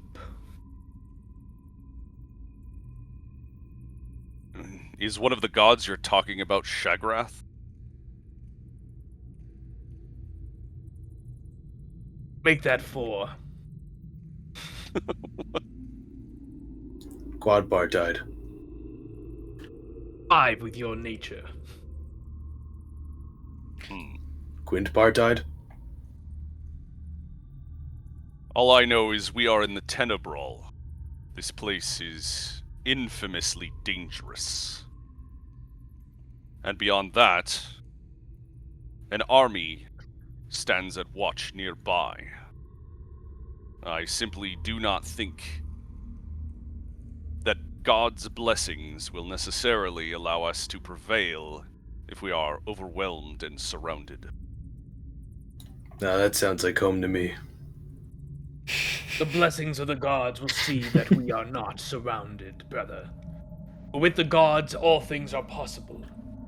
Now, while Tiber communes, Let us find that hobgoblin again, and prepare ourselves to delve deeper. I'm sure he will catch up by then. I sent you a message in your thread, Tiber.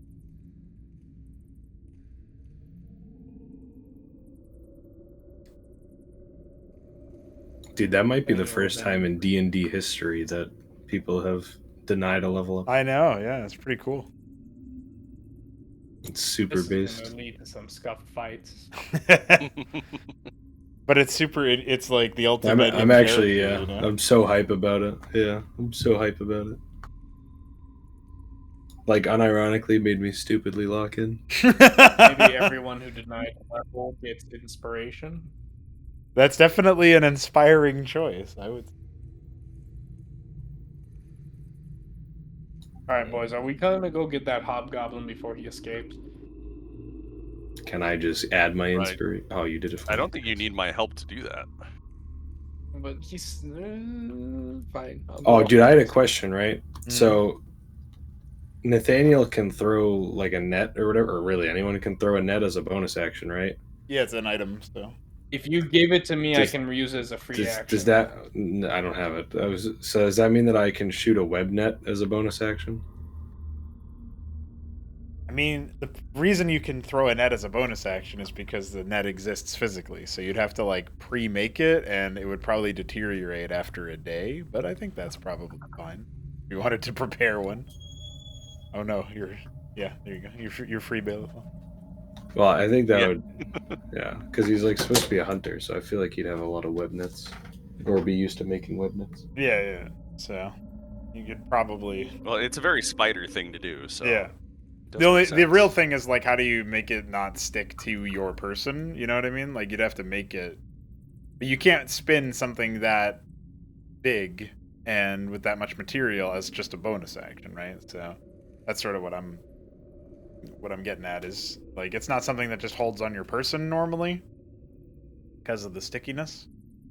No, I don't know. Like, Yeah, I know. we what you can mean. we can probably say that like parts of your body are accustomed to having webs on them without like it sticking to, but still a holstering.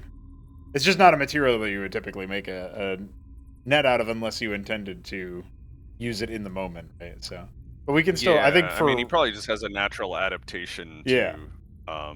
not actually sticking to his own silk webs, but he'd probably have something he can still wrap the web around. yeah.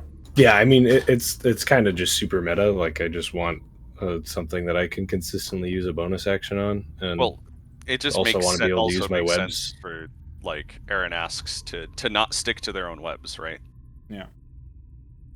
While you guys I just are, want They the could line of just have questioning. it where Aaron asks know like how to scrape their webs a certain way to where they don't stick on like one side or something. They are tool users, so Yeah.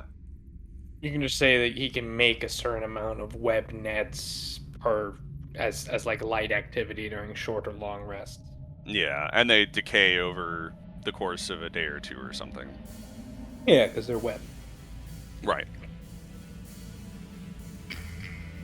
as you guys Maybe it's start like a survivor to check. move through the hallway, you notice that Tiber has become petrified almost and has ceased his moving, but the rumbling has not stopped and, in fact, seems to be continuing almost at a fever pitch.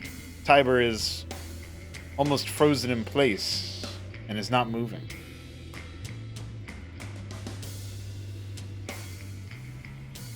Tiber, are you okay? Eric had Am I made a able to move to speak? try to interrupt Zazzel's move, like moving forward, but kind of limply did it, so Zazzel just kind of moved past. What was Tiber gonna say? Am I able to speak, or am I completely petrified? You're able to speak. I think I fucked up. I don't know what's going on. I can't move. That's certainly concerning. Ti- Zazzle's gonna reach out and try to touch Tiber. Tiber Yeah, is boss. wreathed in visible energy and seems to be almost crackling with it. As you touch it, it's not exactly painful, but it does interrupt your hand before you can make it, almost like he's got an exo skeleton of some sort made of this moving energy.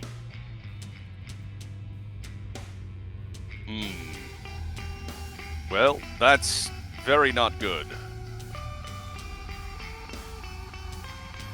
Some sort of magical energy appears to be the cause of his inability to move, and it also prevents us from making contact with him.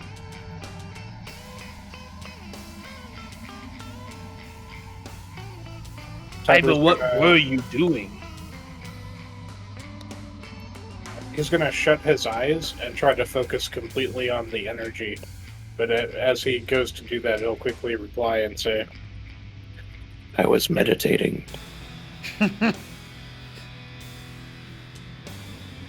Meditating a little too hard, it seems. The rumbling is reaching a fever pitch. Earth is splitting beneath you all. Beneath us, shit. A few layers beneath, but, you know. You can feel it. Can I make some sort of roll to try to understand what is happening? If you want to do a nature check, yeah. Zazzle, something very large is coming. Nathaniel will try to grab Tiber regardless of the energy.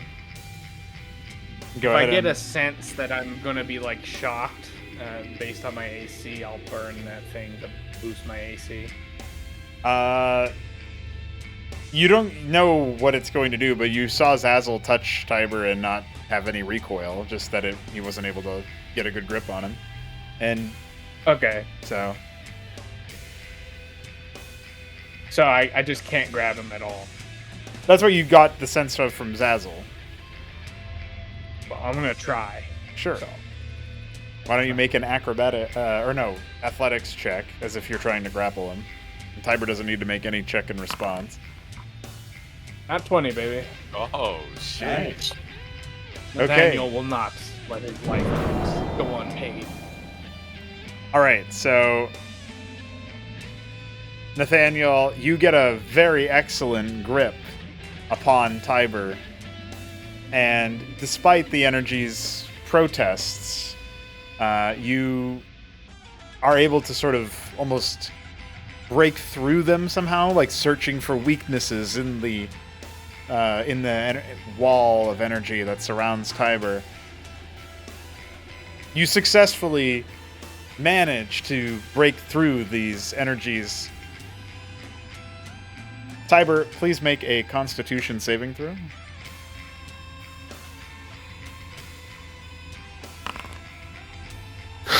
Natural 19. Okay. 24 is your number. Nathaniel, the energy wreathes around you now. You are also unable to move. Oh. Tiber wanted a low roll there. Oh, disaster. Oh my god. Can Nathaniel try to break out? In a moment, maybe, but is Akoxi ready with that web? Oh my god. Yeah. Yeah, he is. Alright, so wow, now I have to web 2 targets. He's gonna shoot a web, kind of rope almost around the chest of Nathaniel and just he's gonna try and like split the strand, assuming the web doesn't seem to be affected by it, the magics, and we'll try and drop a strand to Eric, telling him, alright, we gotta pull real hard. Eric is ready, and so is Leoza, who's finally put her book away. Leoza, do you want a strand too?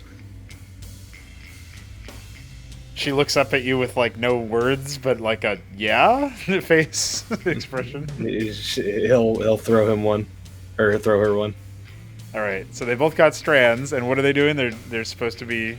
You're directing them to... Cullen. Oh. He's gonna say, like, the idea of like trying to get them to move. Okay, yeah. And he's gonna say, okay, on 3. 1, 2, 3. Man, I got a 7. Triple advantage because they're helping. Well, I guess we'll add the number. Yeah. Yeah. Aw, well, you know, if you add them together, Yeah, it's a 22. then it's not bad. The Earth splits ever Honestly, so that kinda slightly checks out more. for who they are as people. Yeah, it does kind of. You reckon you might have one more pull in you before the Earth finally splits open, Coxie. Okay. Here's another idea. And as he says this, he's gonna throw another strand to Zazzle. Worst case scenario. We pull again, it doesn't move. We try and just hold on for dear life to stop them from falling. But no heroes. No sacrifices. And If this happens, can I try and break out? You can give me a Constitution saving throw. Oh shit. Ah shit. Hey, Oh wait, no, that's great. saving throw. Yeah, There's no wow. there's no That's an difference. ability check. Yeah. No, if he has proficiency in the saving throw. He doesn't. Okay. I don't. Assuming Zazzle grabs the strand. Yep.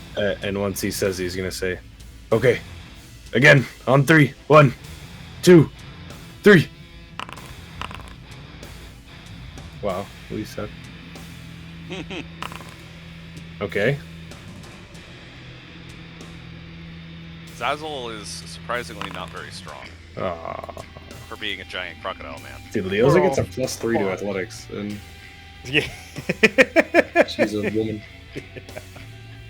All right. Sorry, lady, we made those promises, but we're gonna die the Bowmore.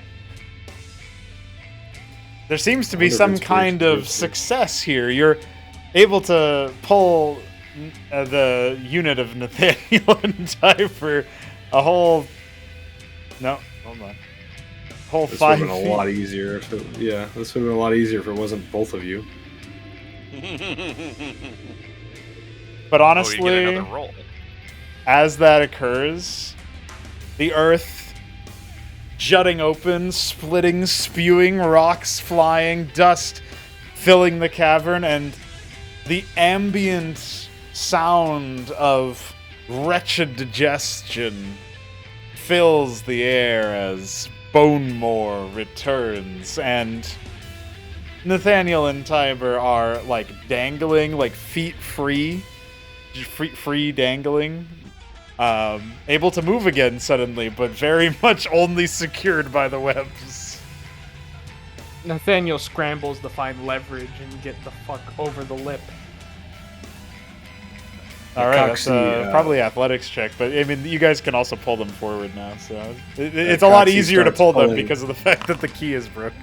So Yeah. Akaxi's gonna throw his strand to Eric, and he's gonna actually try and shoot a new web around Tiber to make sure that the original one doesn't rip under the weight of both of them. Well, it's a lot easier as Nathaniel makes his scramble back, and Tiber, with your faculties returned to you, you're able to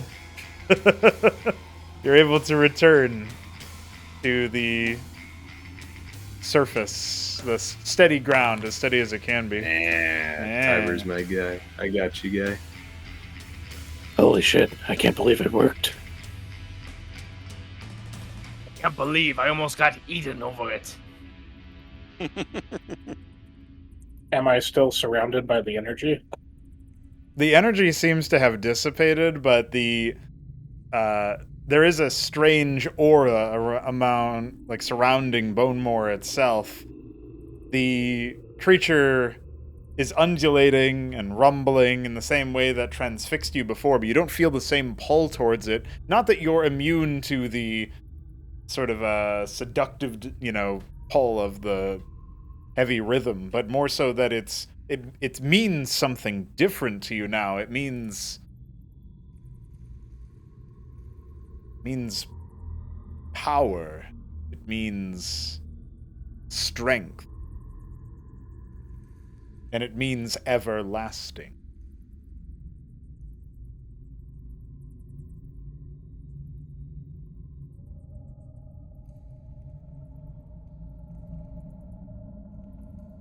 Tiber is going to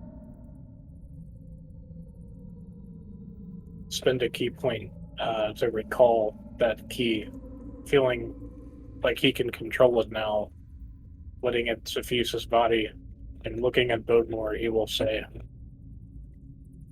I understand you now. I'm not afraid. and with the energy covering him, he will reach out and try to touch Bodemore once again. Anybody checking Tiber at this point? Anybody saying anything about it? Or it's Tiber's determination? yeah. The only thing Acoxy is doing is holding on to his web that is still around Tiber. Zazzle is probably going to ask, Tiber, how did you summon Bonemore? As he's incredibly fucking confused. More importantly, are you going to prevent yourself from falling into that trance again? It's different this time. You see, Bonemore and I are similar. We both come from... And he trails off as he makes contact. And that is where I will take a pee break just to stew in the moment for one more moment. Hell yeah! Pee break was. Yeah. Oh, by the way, is Zazzle level 2 now? Yeah. You got it from the ghost. Okay. Sorry, I didn't say that loud enough earlier. Yeah, the people who leveled up were Leoza, Nathaniel, and Zazzle. And I'll be right back. And perhaps Tiber. This leaves Eric, the hobgoblin, and the...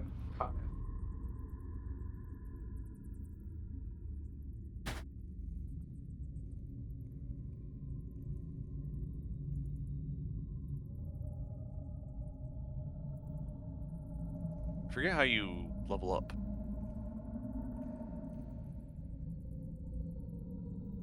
You press the little cog slider thing, and then you click on Okay, add I level. see.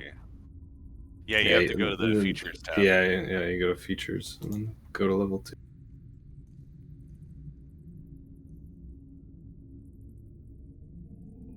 I'll be RP.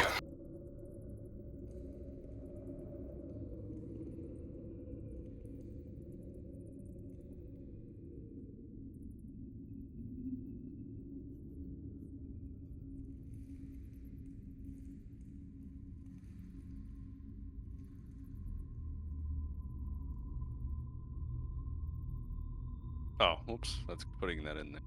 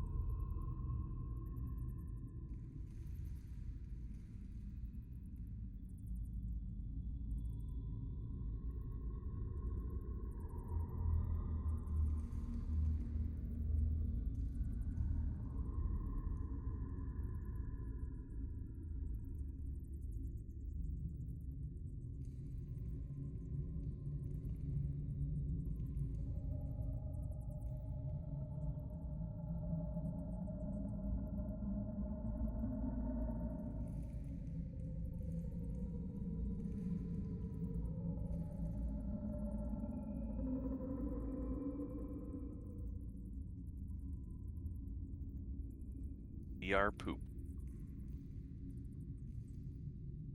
Classic.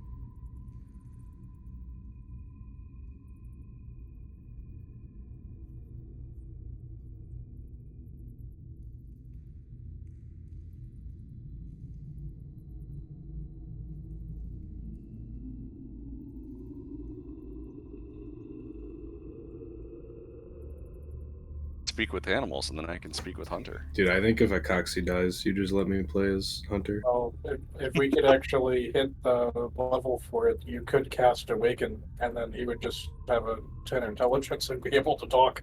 That would be epic. You might be able to find the scroll of Awaken. Yo. We'll conveniently find it on one of the drow. It's fine. Yeah, exactly. It was tucked behind one of Bonemore's teeth. It's all good. Ah, that makes sense. That's also where I'd hide a scroll of Awaken. But wait, hear me out. We could cast the Awaken on Bone. That's what I come back That's to, is what we I'm could talking cast about. Awaken on Bonemore.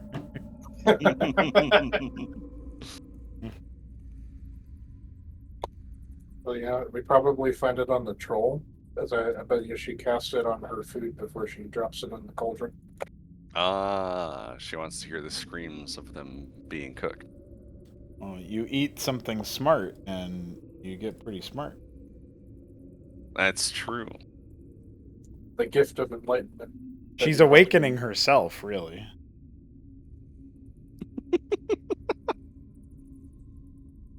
Yeah, we were talking about awakening Hunter so you could talk to everybody.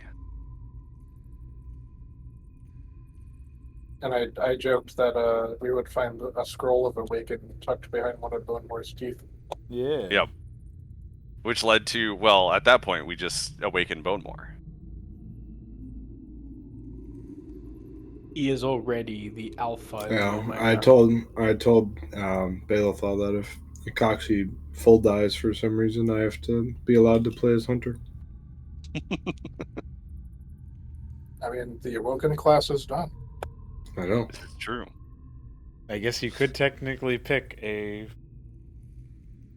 Raptor. You know, the fact that that Awoken class is ready for general play does kind of mean that you can do some really funny party stuff. Like, you can have, like, a bard and an animal, you know, or something, that are both different players. And they can try to be like a traveling troupe or something. There's material there. You could play as someone's familiar. Yeah. Which would be pretty fun.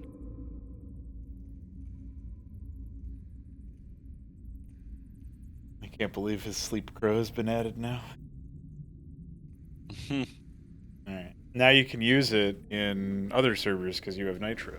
So you can finally be sleep crowing people in the... I'm gonna fucking torment people with this emoji, dude. I hope you know. I guess I'll have to edit it to be transparent later, but that's alright. I'll do that. Depending on your Discord theme, you can probably do this anyway. Yeah, that's true. Alright. So, as a result of your audacity to touch Bonemore, make physical contact with Bonemore after such a summons, there's going to be a moment where you can no longer hear because your senses are occupied with the tremors and the shakes and the undulations of Bonemore, and you've felt this way before when you first were transfixed by the creature, but you retain your will, your consciousness, your capacity for thought as the comprehension has grown. Where once it was movements that could not be parsed, now you hear the creature, or hear is the wrong word, now you sense the creature's tremors, a language that you have never comprehended before, but that clearly has will and words to it.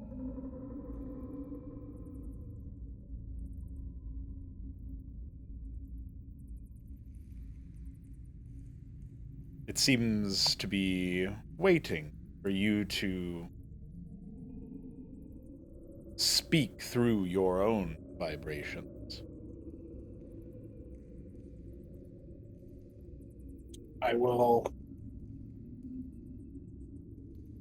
say in Terran, I think I can understand you now.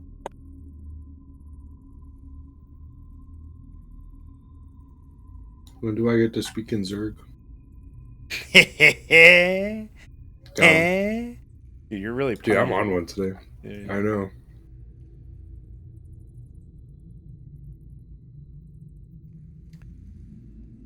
In response to the thought that you, or the Terran that you have spoken, the creature stirs against your hand, and in general, its enormity and immensity, not threatening to crush you or to do anything, but simply an awe-inspiring sight to be up so close against. The maw flexes in the part of its neck, if you will, that you've made contact with, wriggles and writhes and undulates, and you comprehend Omkerothsa. Omkerothsa. That is my name.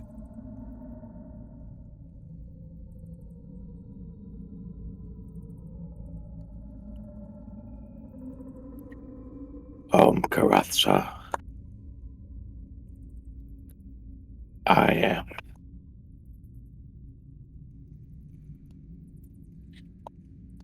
all right, lore question. When Gogrami are created, do they have any conception of a name? Like, is something like whispered into them in the moment of creation?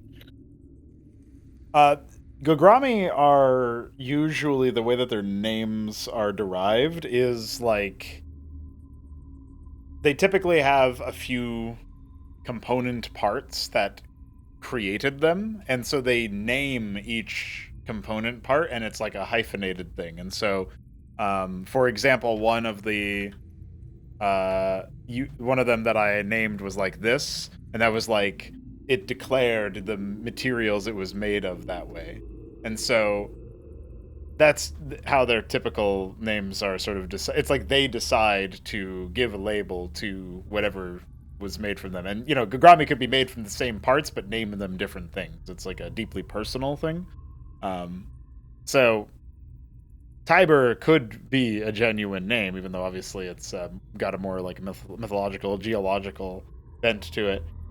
That could have just been what you decided to name, like the component parts of yourself, and you do away with the hyphen for ease of communication or something.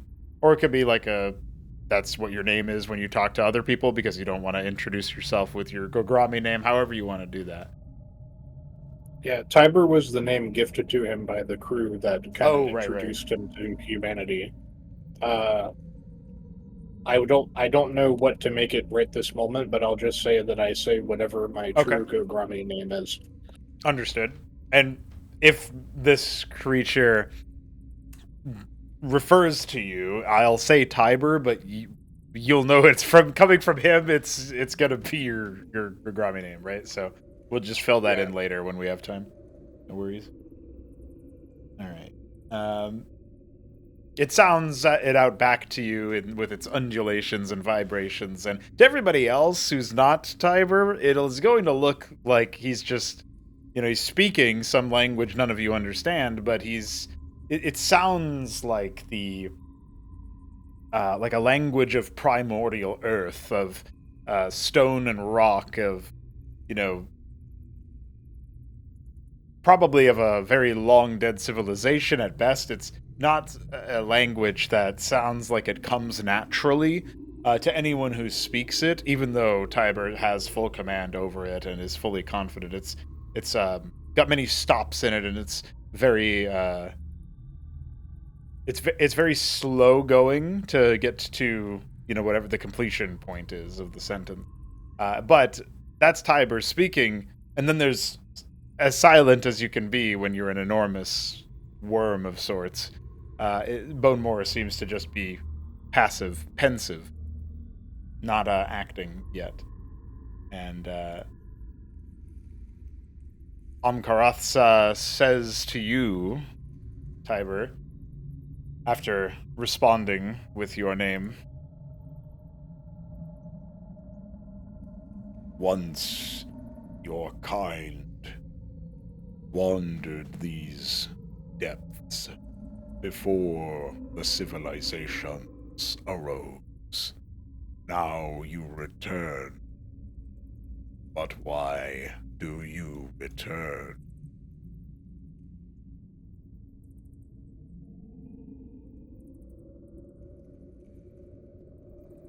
Like you, I am also of the world. And yet, what drives my soul is a mystery to me. I thought that by aligning myself with the world, I might uncover the secret.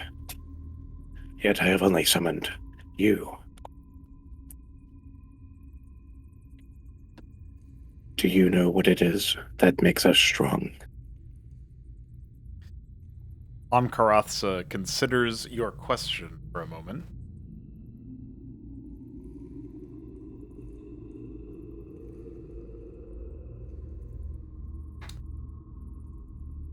Then,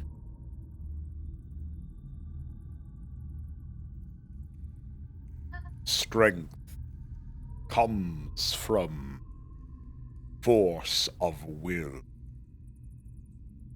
You will have much if you cultivate it. And if you do not, and you seek instead the easier path, then your strength is fleeting.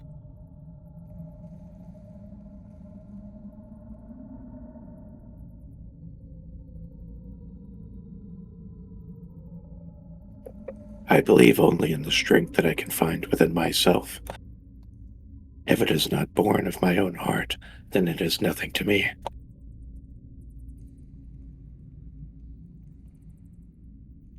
Those who laid your kind along the crust of the earth did so with full knowledge that your component materials were to be found in countless domains. So if you are telling the truth, that you are from the earth, of the earth, then the earth is of you, and its power is rightfully yours. My strength is everlasting, for my path is cleaved through by teeth and force. I decide what empires live and what empires fall. This could be yours.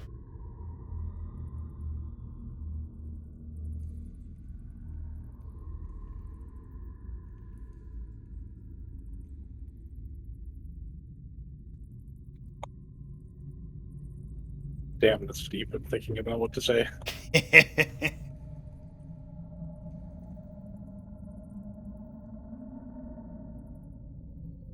Absolutely destroyed. So then, are the empires near us your targets, or the ones below that surround us? None have trifled with me since I became this. Therefore, none have fallen of my will. Those who strive against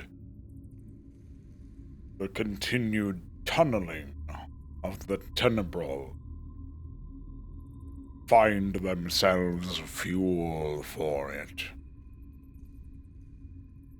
But they are few and far in between. My hard work makes my path easier. makes my strength fleeting.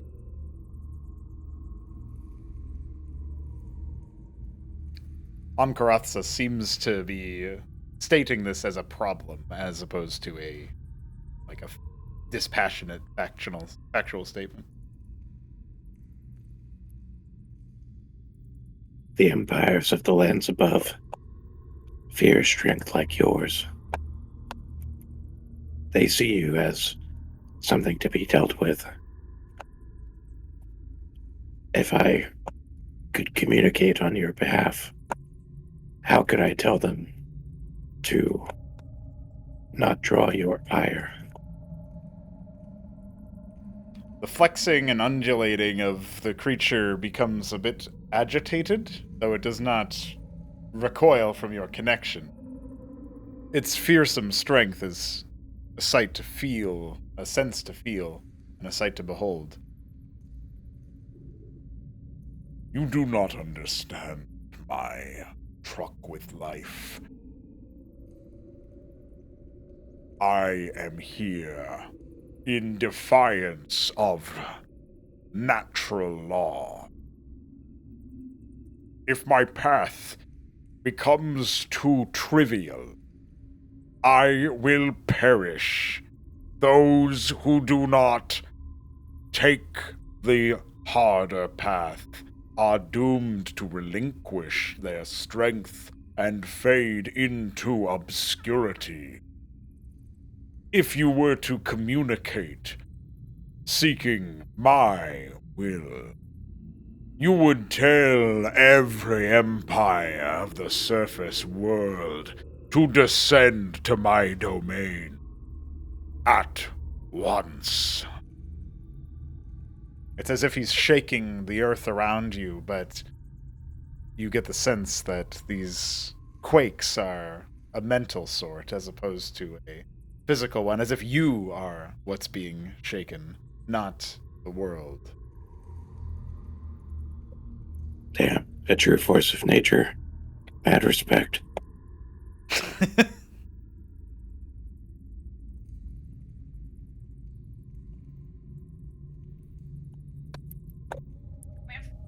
I feel like this has been an important lesson. I'm gonna strive to be more like you.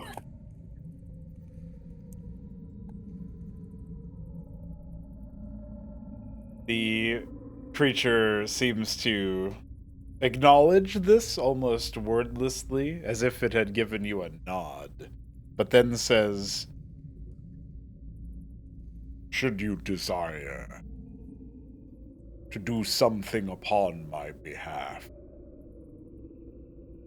you can summon forth my will in the nearest..." He pauses for a moment. "In the most potent of environments, I require a grand challenge against potent forces that would seek my undoing.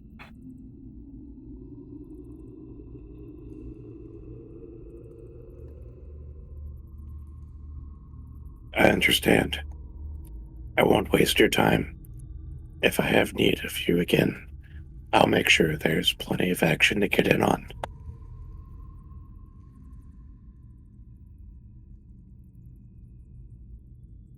Worth of my time." As Bonemore seems to shrink away for a moment, you still feel that word, worthy, reverberating through your body. Soon enough, Bonemore shrinks back into the hole it created and seems to become a bit withdrawn, maybe a bit dormant for a moment, as if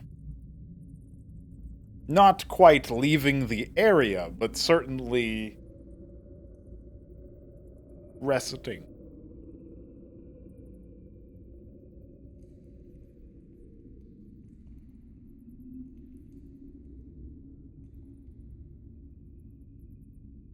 I'm guessing as it pulled away, it also pulled away from my touch. Yes, so you would be more immediately aware of the rest of your party.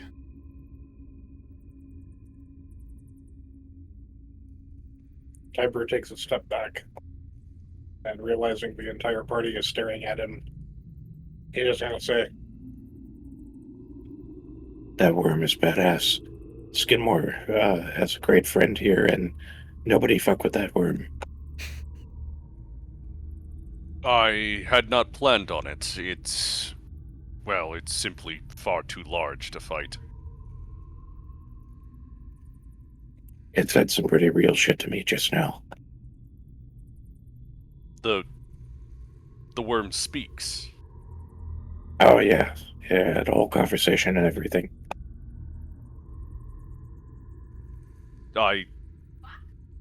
How?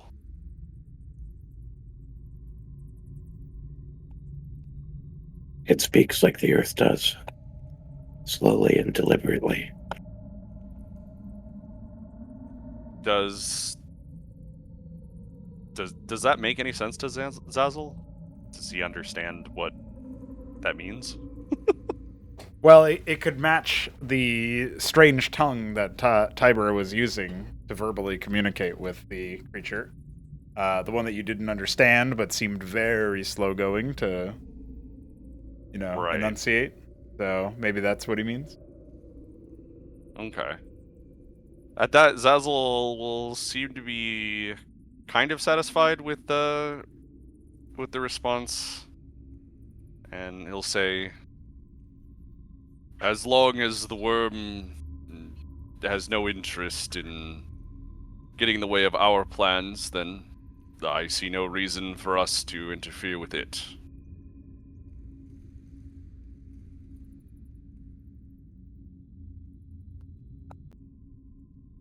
Does Tiber feel any different after that whole exchange? Your key points have been restored. You feel flush with energy. But perhaps the biggest change, if there was one, would have been to Tiber's mentality. And knowing that there is a sort of request from the giant worm.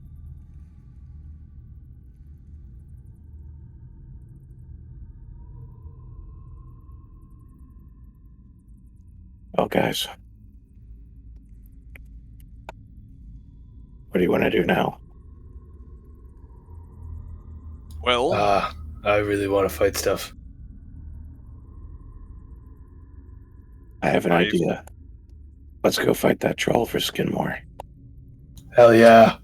fight the Troll food. What do you think, Nathaniel?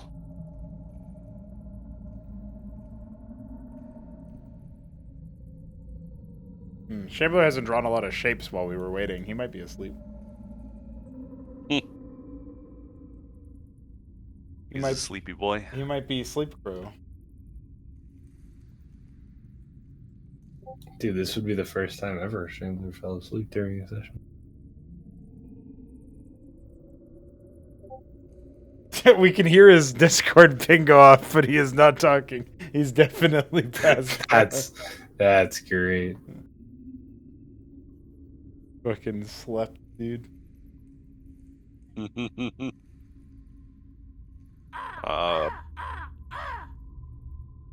I'm guessing the voice of Bonemore was simply too soothing for him.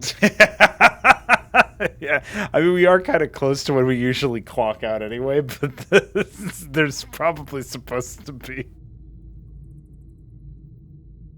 I mean, the problem is Nathaniel had a real complex set of decision tree making about this troll. Like, at first, he Shambler said that he lied to the troll, but that would have been out of character, and he shouldn't have done that. So that he had like a completely different. I don't even know what he would do about it, so I can't really autopilot him on that.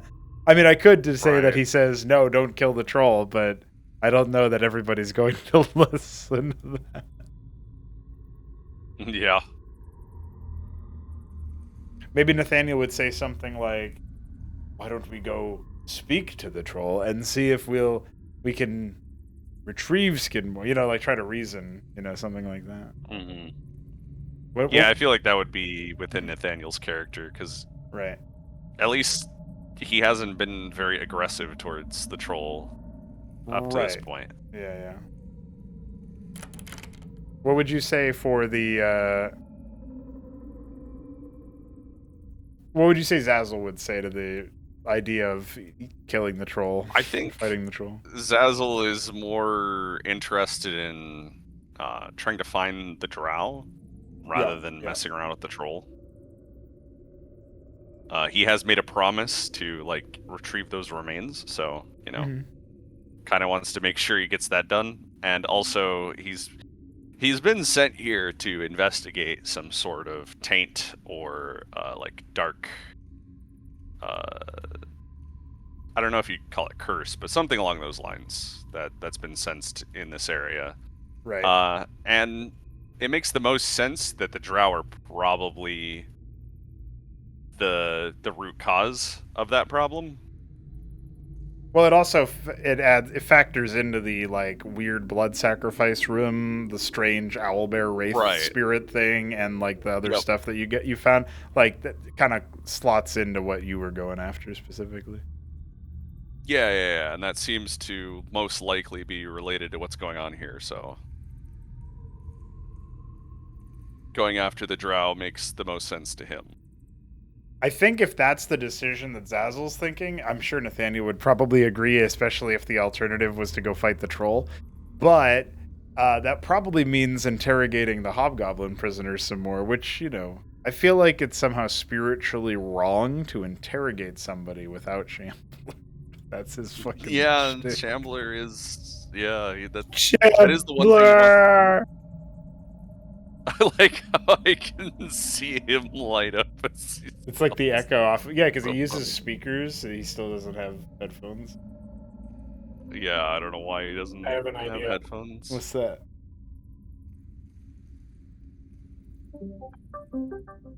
Oh, he's calling him. And we can hear it. Ooh. Oh, shit, it worked. Oh my god. Whoa. You there? You. Oh, he just picked up the call. That's not what we needed. That's probably the funniest possible option. Be like, jump into the... I got him, boys. Yeah, I know. We heard him. We heard him go, ooh. You'll hear it on the VOD later. That's so good. He's back, boys. He's not Sleeper Man. Yo. The Sleepler. So, they want to kill the troll. Well, he might need a recap of what happened with Bonemore, too. But, yeah, they do. True. Did Bonemore's voice put you to bed? What happened, Shambler? I remember Three Crow telling his true name. Oh. And then darkness embracing him. What is that? I love how drunk he sounds. But he isn't. He's asleep. That's all right. We're nearing that expiry point anyway. But do you want to call it now, or do you want to keep trucking on for another 10 minutes or so? What do you think, Shim? No, go on. Okay, we got this, boys. All right. So what happened after that was Tiber said that he had a whole conversation with the worm, and that it said some real shit to him, and then nobody should fuck with that worm. And then Akaxi said, then he said, what should I do now? What do you guys want to do now? And Akaxi said, I want to fight something. And then Tiber said, how about that troll? We fight her for Skidmore. And Akaxi really liked that idea and immediately took off for that. So that's basically where we're on. Oh, we're all gonna die. All right. Yeah, and Zazzle was like, Nathaniel, what do you think? And that's when we Because found out it's you were like- sleeping, yeah. Yeah. But in the meantime, I mentioned that, like, Nathaniel might try to reason with the party to say, like, I was trying to imagine if I had to autopilot you for a while, how would I do it? And Nathaniel would probably try to reason with them to say, like, well, we could ask her for Skidmore instead if, like, you're dead set on that. But Yeah. Zazzle brought up the point that Zazzle would be more interested in just going after the drow. And then I mentioned that, like, well, that's probably like another hobgoblin interrogation. So, I mean, I'm actually kind of surprised that I said interrogation and you didn't immediately wake up. That was not your activation word. Just like his sixth sense. Yeah, I was paying attention to the voice, and I thought all was good, and And then apparently sleep. not. Nathaniel would ask the troll for the thing, arguing for a logical "let's go grab it."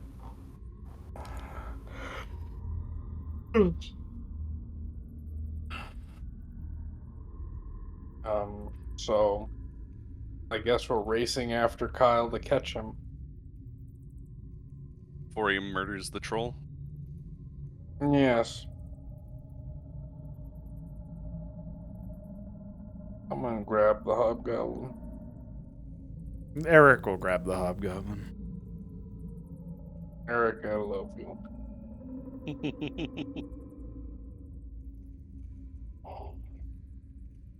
I'll just say that Nathaniel said those things while Kyle left. Which things? The Why is my field of vision is really tiny compared to everybody else's? oh, apparently you were mostly. Well, Let's see. Oh, so you don't have like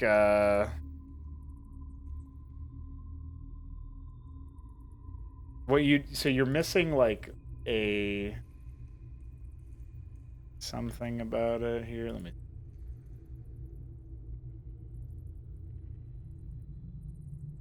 I don't know. Everybody else has 5 feet as well, but you were previously walking around with your torch lit, so that's why it's probably a shock. Yeah, it's like as soon as I step in here, I see everything. Yeah, there's light in here. But there wasn't a minute ago. Like you mean before? Oh, somebody in here has a light because Is it? Oh, Nathaniel has his a torch costume? active. That's why. Oh, okay. Yeah. I If bring you want to light your lights to torch the again, dark. you can right-click your token and hit the fire. It'll consume a torch, but that's how you would do it. There's like a fire icon to the above your on the top left area. I see. I'll wait for his torch to go out. Sounds good.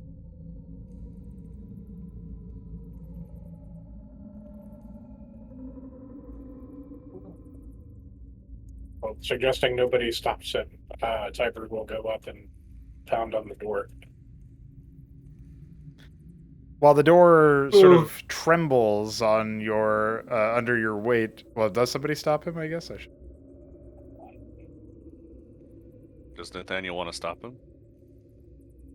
No, Tiber wasn't the one trying to kill them, right? Tiber and Oxy both said that they would fight the troll. Yeah. Well, Tiber was being slightly facetious.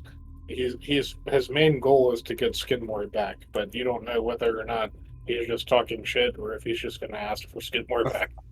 Nathaniel will say, "I saved your life once, Tiber. We're even now. Keep that in mind." That's right, buddy. The ghost has to save your life now.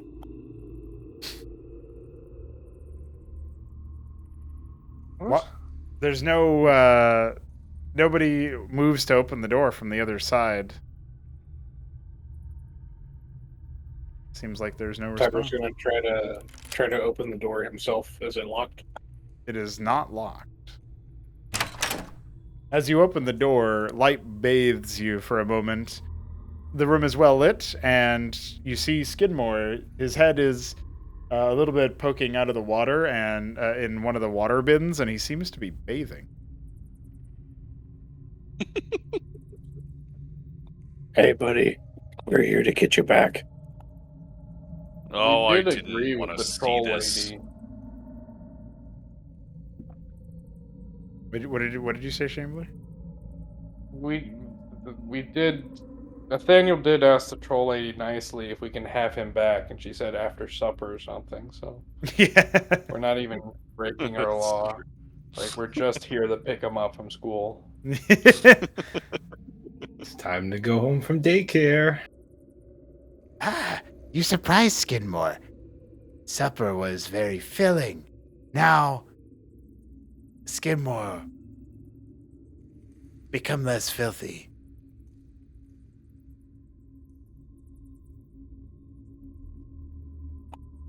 Well, buddy, we got some water in the other room that you could use. But you should get out of here before the troll comes back and makes you eat more food. We have some water in the other room. Why are you chaotic, bud? like he wants to kill everyone. I think Dara Mother would prefer Skidmore finish bathing. However, she go find more food, not for tonight, but for another night. I won't be needing any, more food. Look at me, buddy. You were literally hiding in a dead man's urn, trying to get away from that troll because he ate too much food. And now you're telling me you want to stay.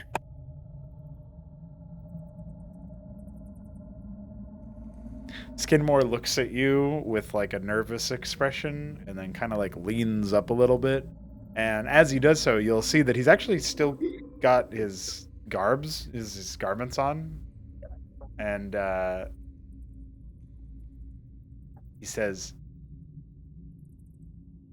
Okay, but Skidmore finish enhancing this water first. and he winks at you. Enhance. All right, fine. How long is that going to take? You hear a faint bit of flatulence. Not long.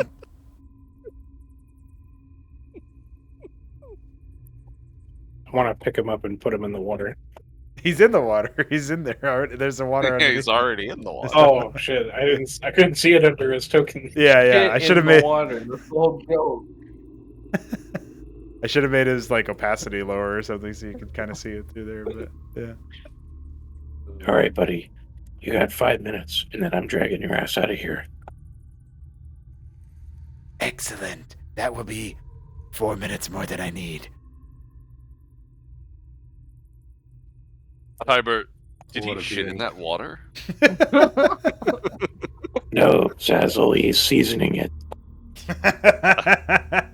Yeah, didn't you hear him? He said he's enhancing it. Zazzle's just gonna shake his head and just fucking walk away.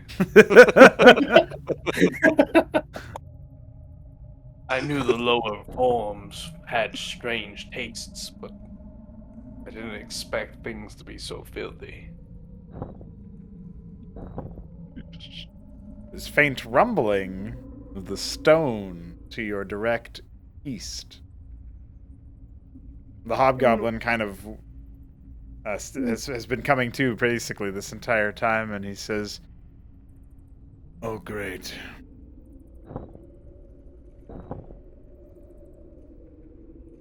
What's that noise? That sounds like maybe a fight. Hopefully, maybe, please.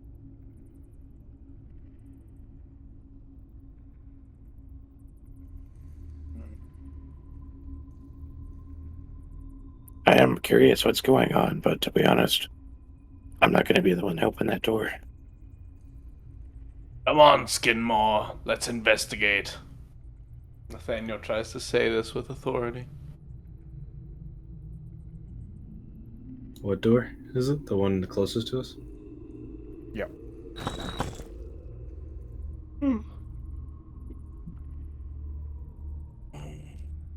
Coxie will skitter over and see if he can open it without lowering himself from the onto the ground.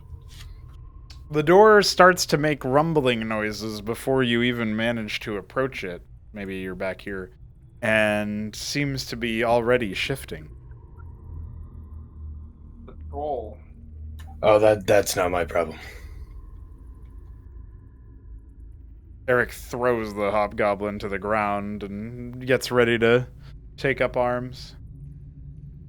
Nathaniel draws some weapons. Tiredly. Fatiguedly. Coxie spins a web net. Chad, not me. He can go forever. Tiber will, taking one quick moment, call through the doorway. Bonemore wants to see you, so don't keep him waiting. Skidmore is haphazardly putting on his armor again. All done. And as he starts to, scamper towards you, the door finally finishes shifting. It's just the troll. The troll comes into focus initially, but there are some less than pleasant-looking figures flanking her. Oh. Including one you may recognize. Yeah, I know that guy. That guy killed Nathaniel. No, that was the other guy who died. Oh, Yeah, I forgot we killed that guy. That guy almost saved Nathaniel's killer. Almost killer. Almost. It took several critical hits or whatever for you, critical successes for you guys to get that guy. He really wanted to live. We have come to retrieve The fuck, what's his name? We have tried to retrieve Skidmore as promised. The troll gives you a grim look as weapons are drawn behind her. She doesn't seem like she's particularly interested in or invested in whatever's going on, but she also doesn't seem to have much power to stop it. Dude, let us have tired combat. You won't. No, you're right, I won't. Because it's already past midnight. Boy. Seems one of the drow has been delivered to us on a platter. I like platters. They have food. Well, when we're done interrogating the drow, you can eat him. Why do we always have to talk to my food? My food does not say interesting. We eat its memories. Bonemore demands the presence of his kin. If you try to put a stop to it, I'll send him your way. I don't think any of you want that. Do they even know who Bonemore is? Yeah, they're probably all like, "Hey, big rock guy, what's a Bonemore?" Oh, she turned red. Yep. Well, You can't metagame. Oh, it's okay. We'll kill her. I feel like if we just kill the drow, she will stop fighting us, most likely.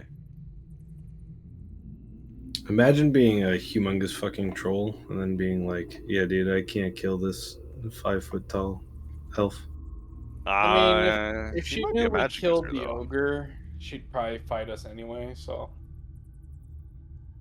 don't worry. Yeah, but if she knew we killed the ogre, she would have said that, for sure. Well, they could have told her. Find out next week Don't worry. or 2 weeks from now. You'll find out on the next episode. That's right. Yeah, I still can't believe you guys said no to a level up. That's pretty base. Get fucked, buddy. And you know what? I still had ways that I could have done level ups for you guys, but it just didn't end up going that direction. You're right. Like when my brother was like, "There's no way you planned this." I also didn't plan for the whole Bonemore sequence. I fucking improv that whole thing out of my ass, so it was pretty good. I think. I mean, I'll leave it to you. I thought for sure he was gonna get a level up from the Bonemore thing. Yeah, I also thought that would Me be the too. thought, but I did not. Wait, he turned down the Bonemore level? He didn't. There was No, none no, offer. He didn't get it. I turned down Wait. the ghost level up. Yeah, he never got offered a level from Tyber's level 1 bro. and Akaxi's level 1. Yeah. Yep. I- Half the party is still level He 1. was he learned the true name of Bonemore. Like, how did he Yeah. not get a level? He got inspiration. Oh, I fuck. didn't take it. Bonemore didn't give me any power though. We just had to talk. Yeah, Bomar gave the key points back. That was what happened. You got overcharged. And there is going to be something that I work on for that, but it's not going to be the same thing as a level up. In the same way that like there's a little bit of extra, juice with the squeeze on like a thing on top. Like, so Nathaniel got his like feature that he was going after, and there's like a extra use of Zazzle's animal companion spirit bound thing that he got from the blessing. Like stuff that's not packaged with the level up was included, and so yeah, like Tiber kind of got that part done, but the level up part is not the boon that Bonemore provided. Yeah.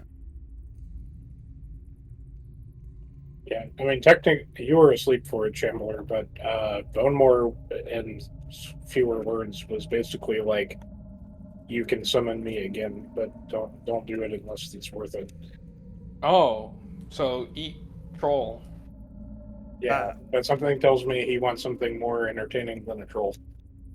Yeah, the Yeah, way he that he talked about, said like- it was like go to a location that is full of potent fighters, so that I may be tested truly, or something like that. So So yeah, we're probably gonna summon him in the middle of an orcish army or something.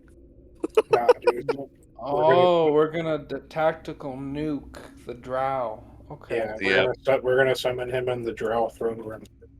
There you go. So Tiber's a walking nuke. Ghost deployed. You reap the thunder, and you called down the thunder. Now reap the whirlwind. Eric needs a level up. I want to level up Eric, but he's not gonna get a level up. Very sad. You believe that Leoza got a level up before Eric? I want to level Eric and make him a knight, a real knight, not a blacksmith's son. Right. That's a good aspiration to have. That's pretty cool.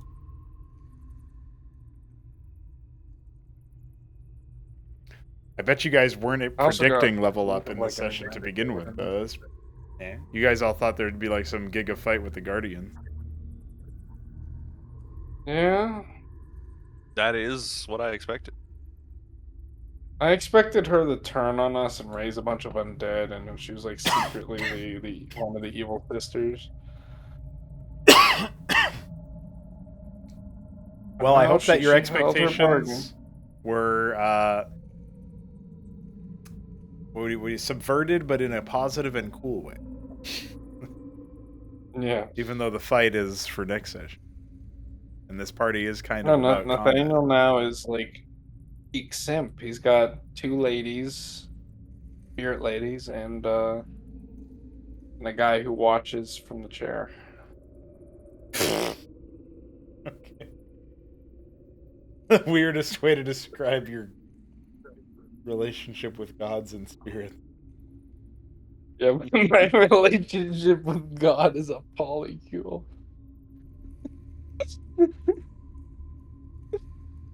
Oh, no. It's over.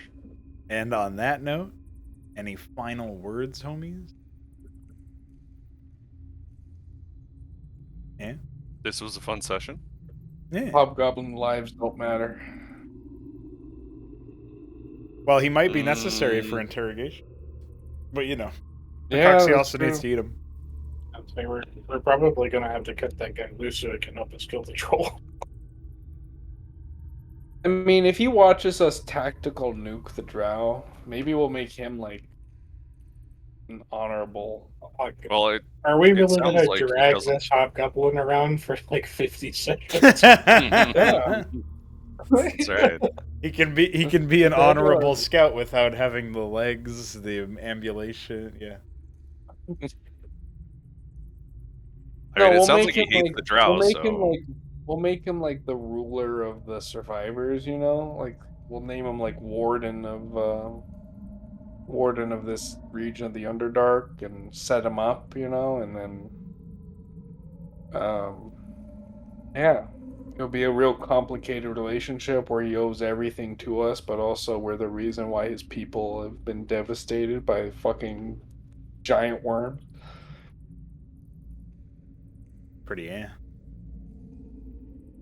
And pretty owned. GG.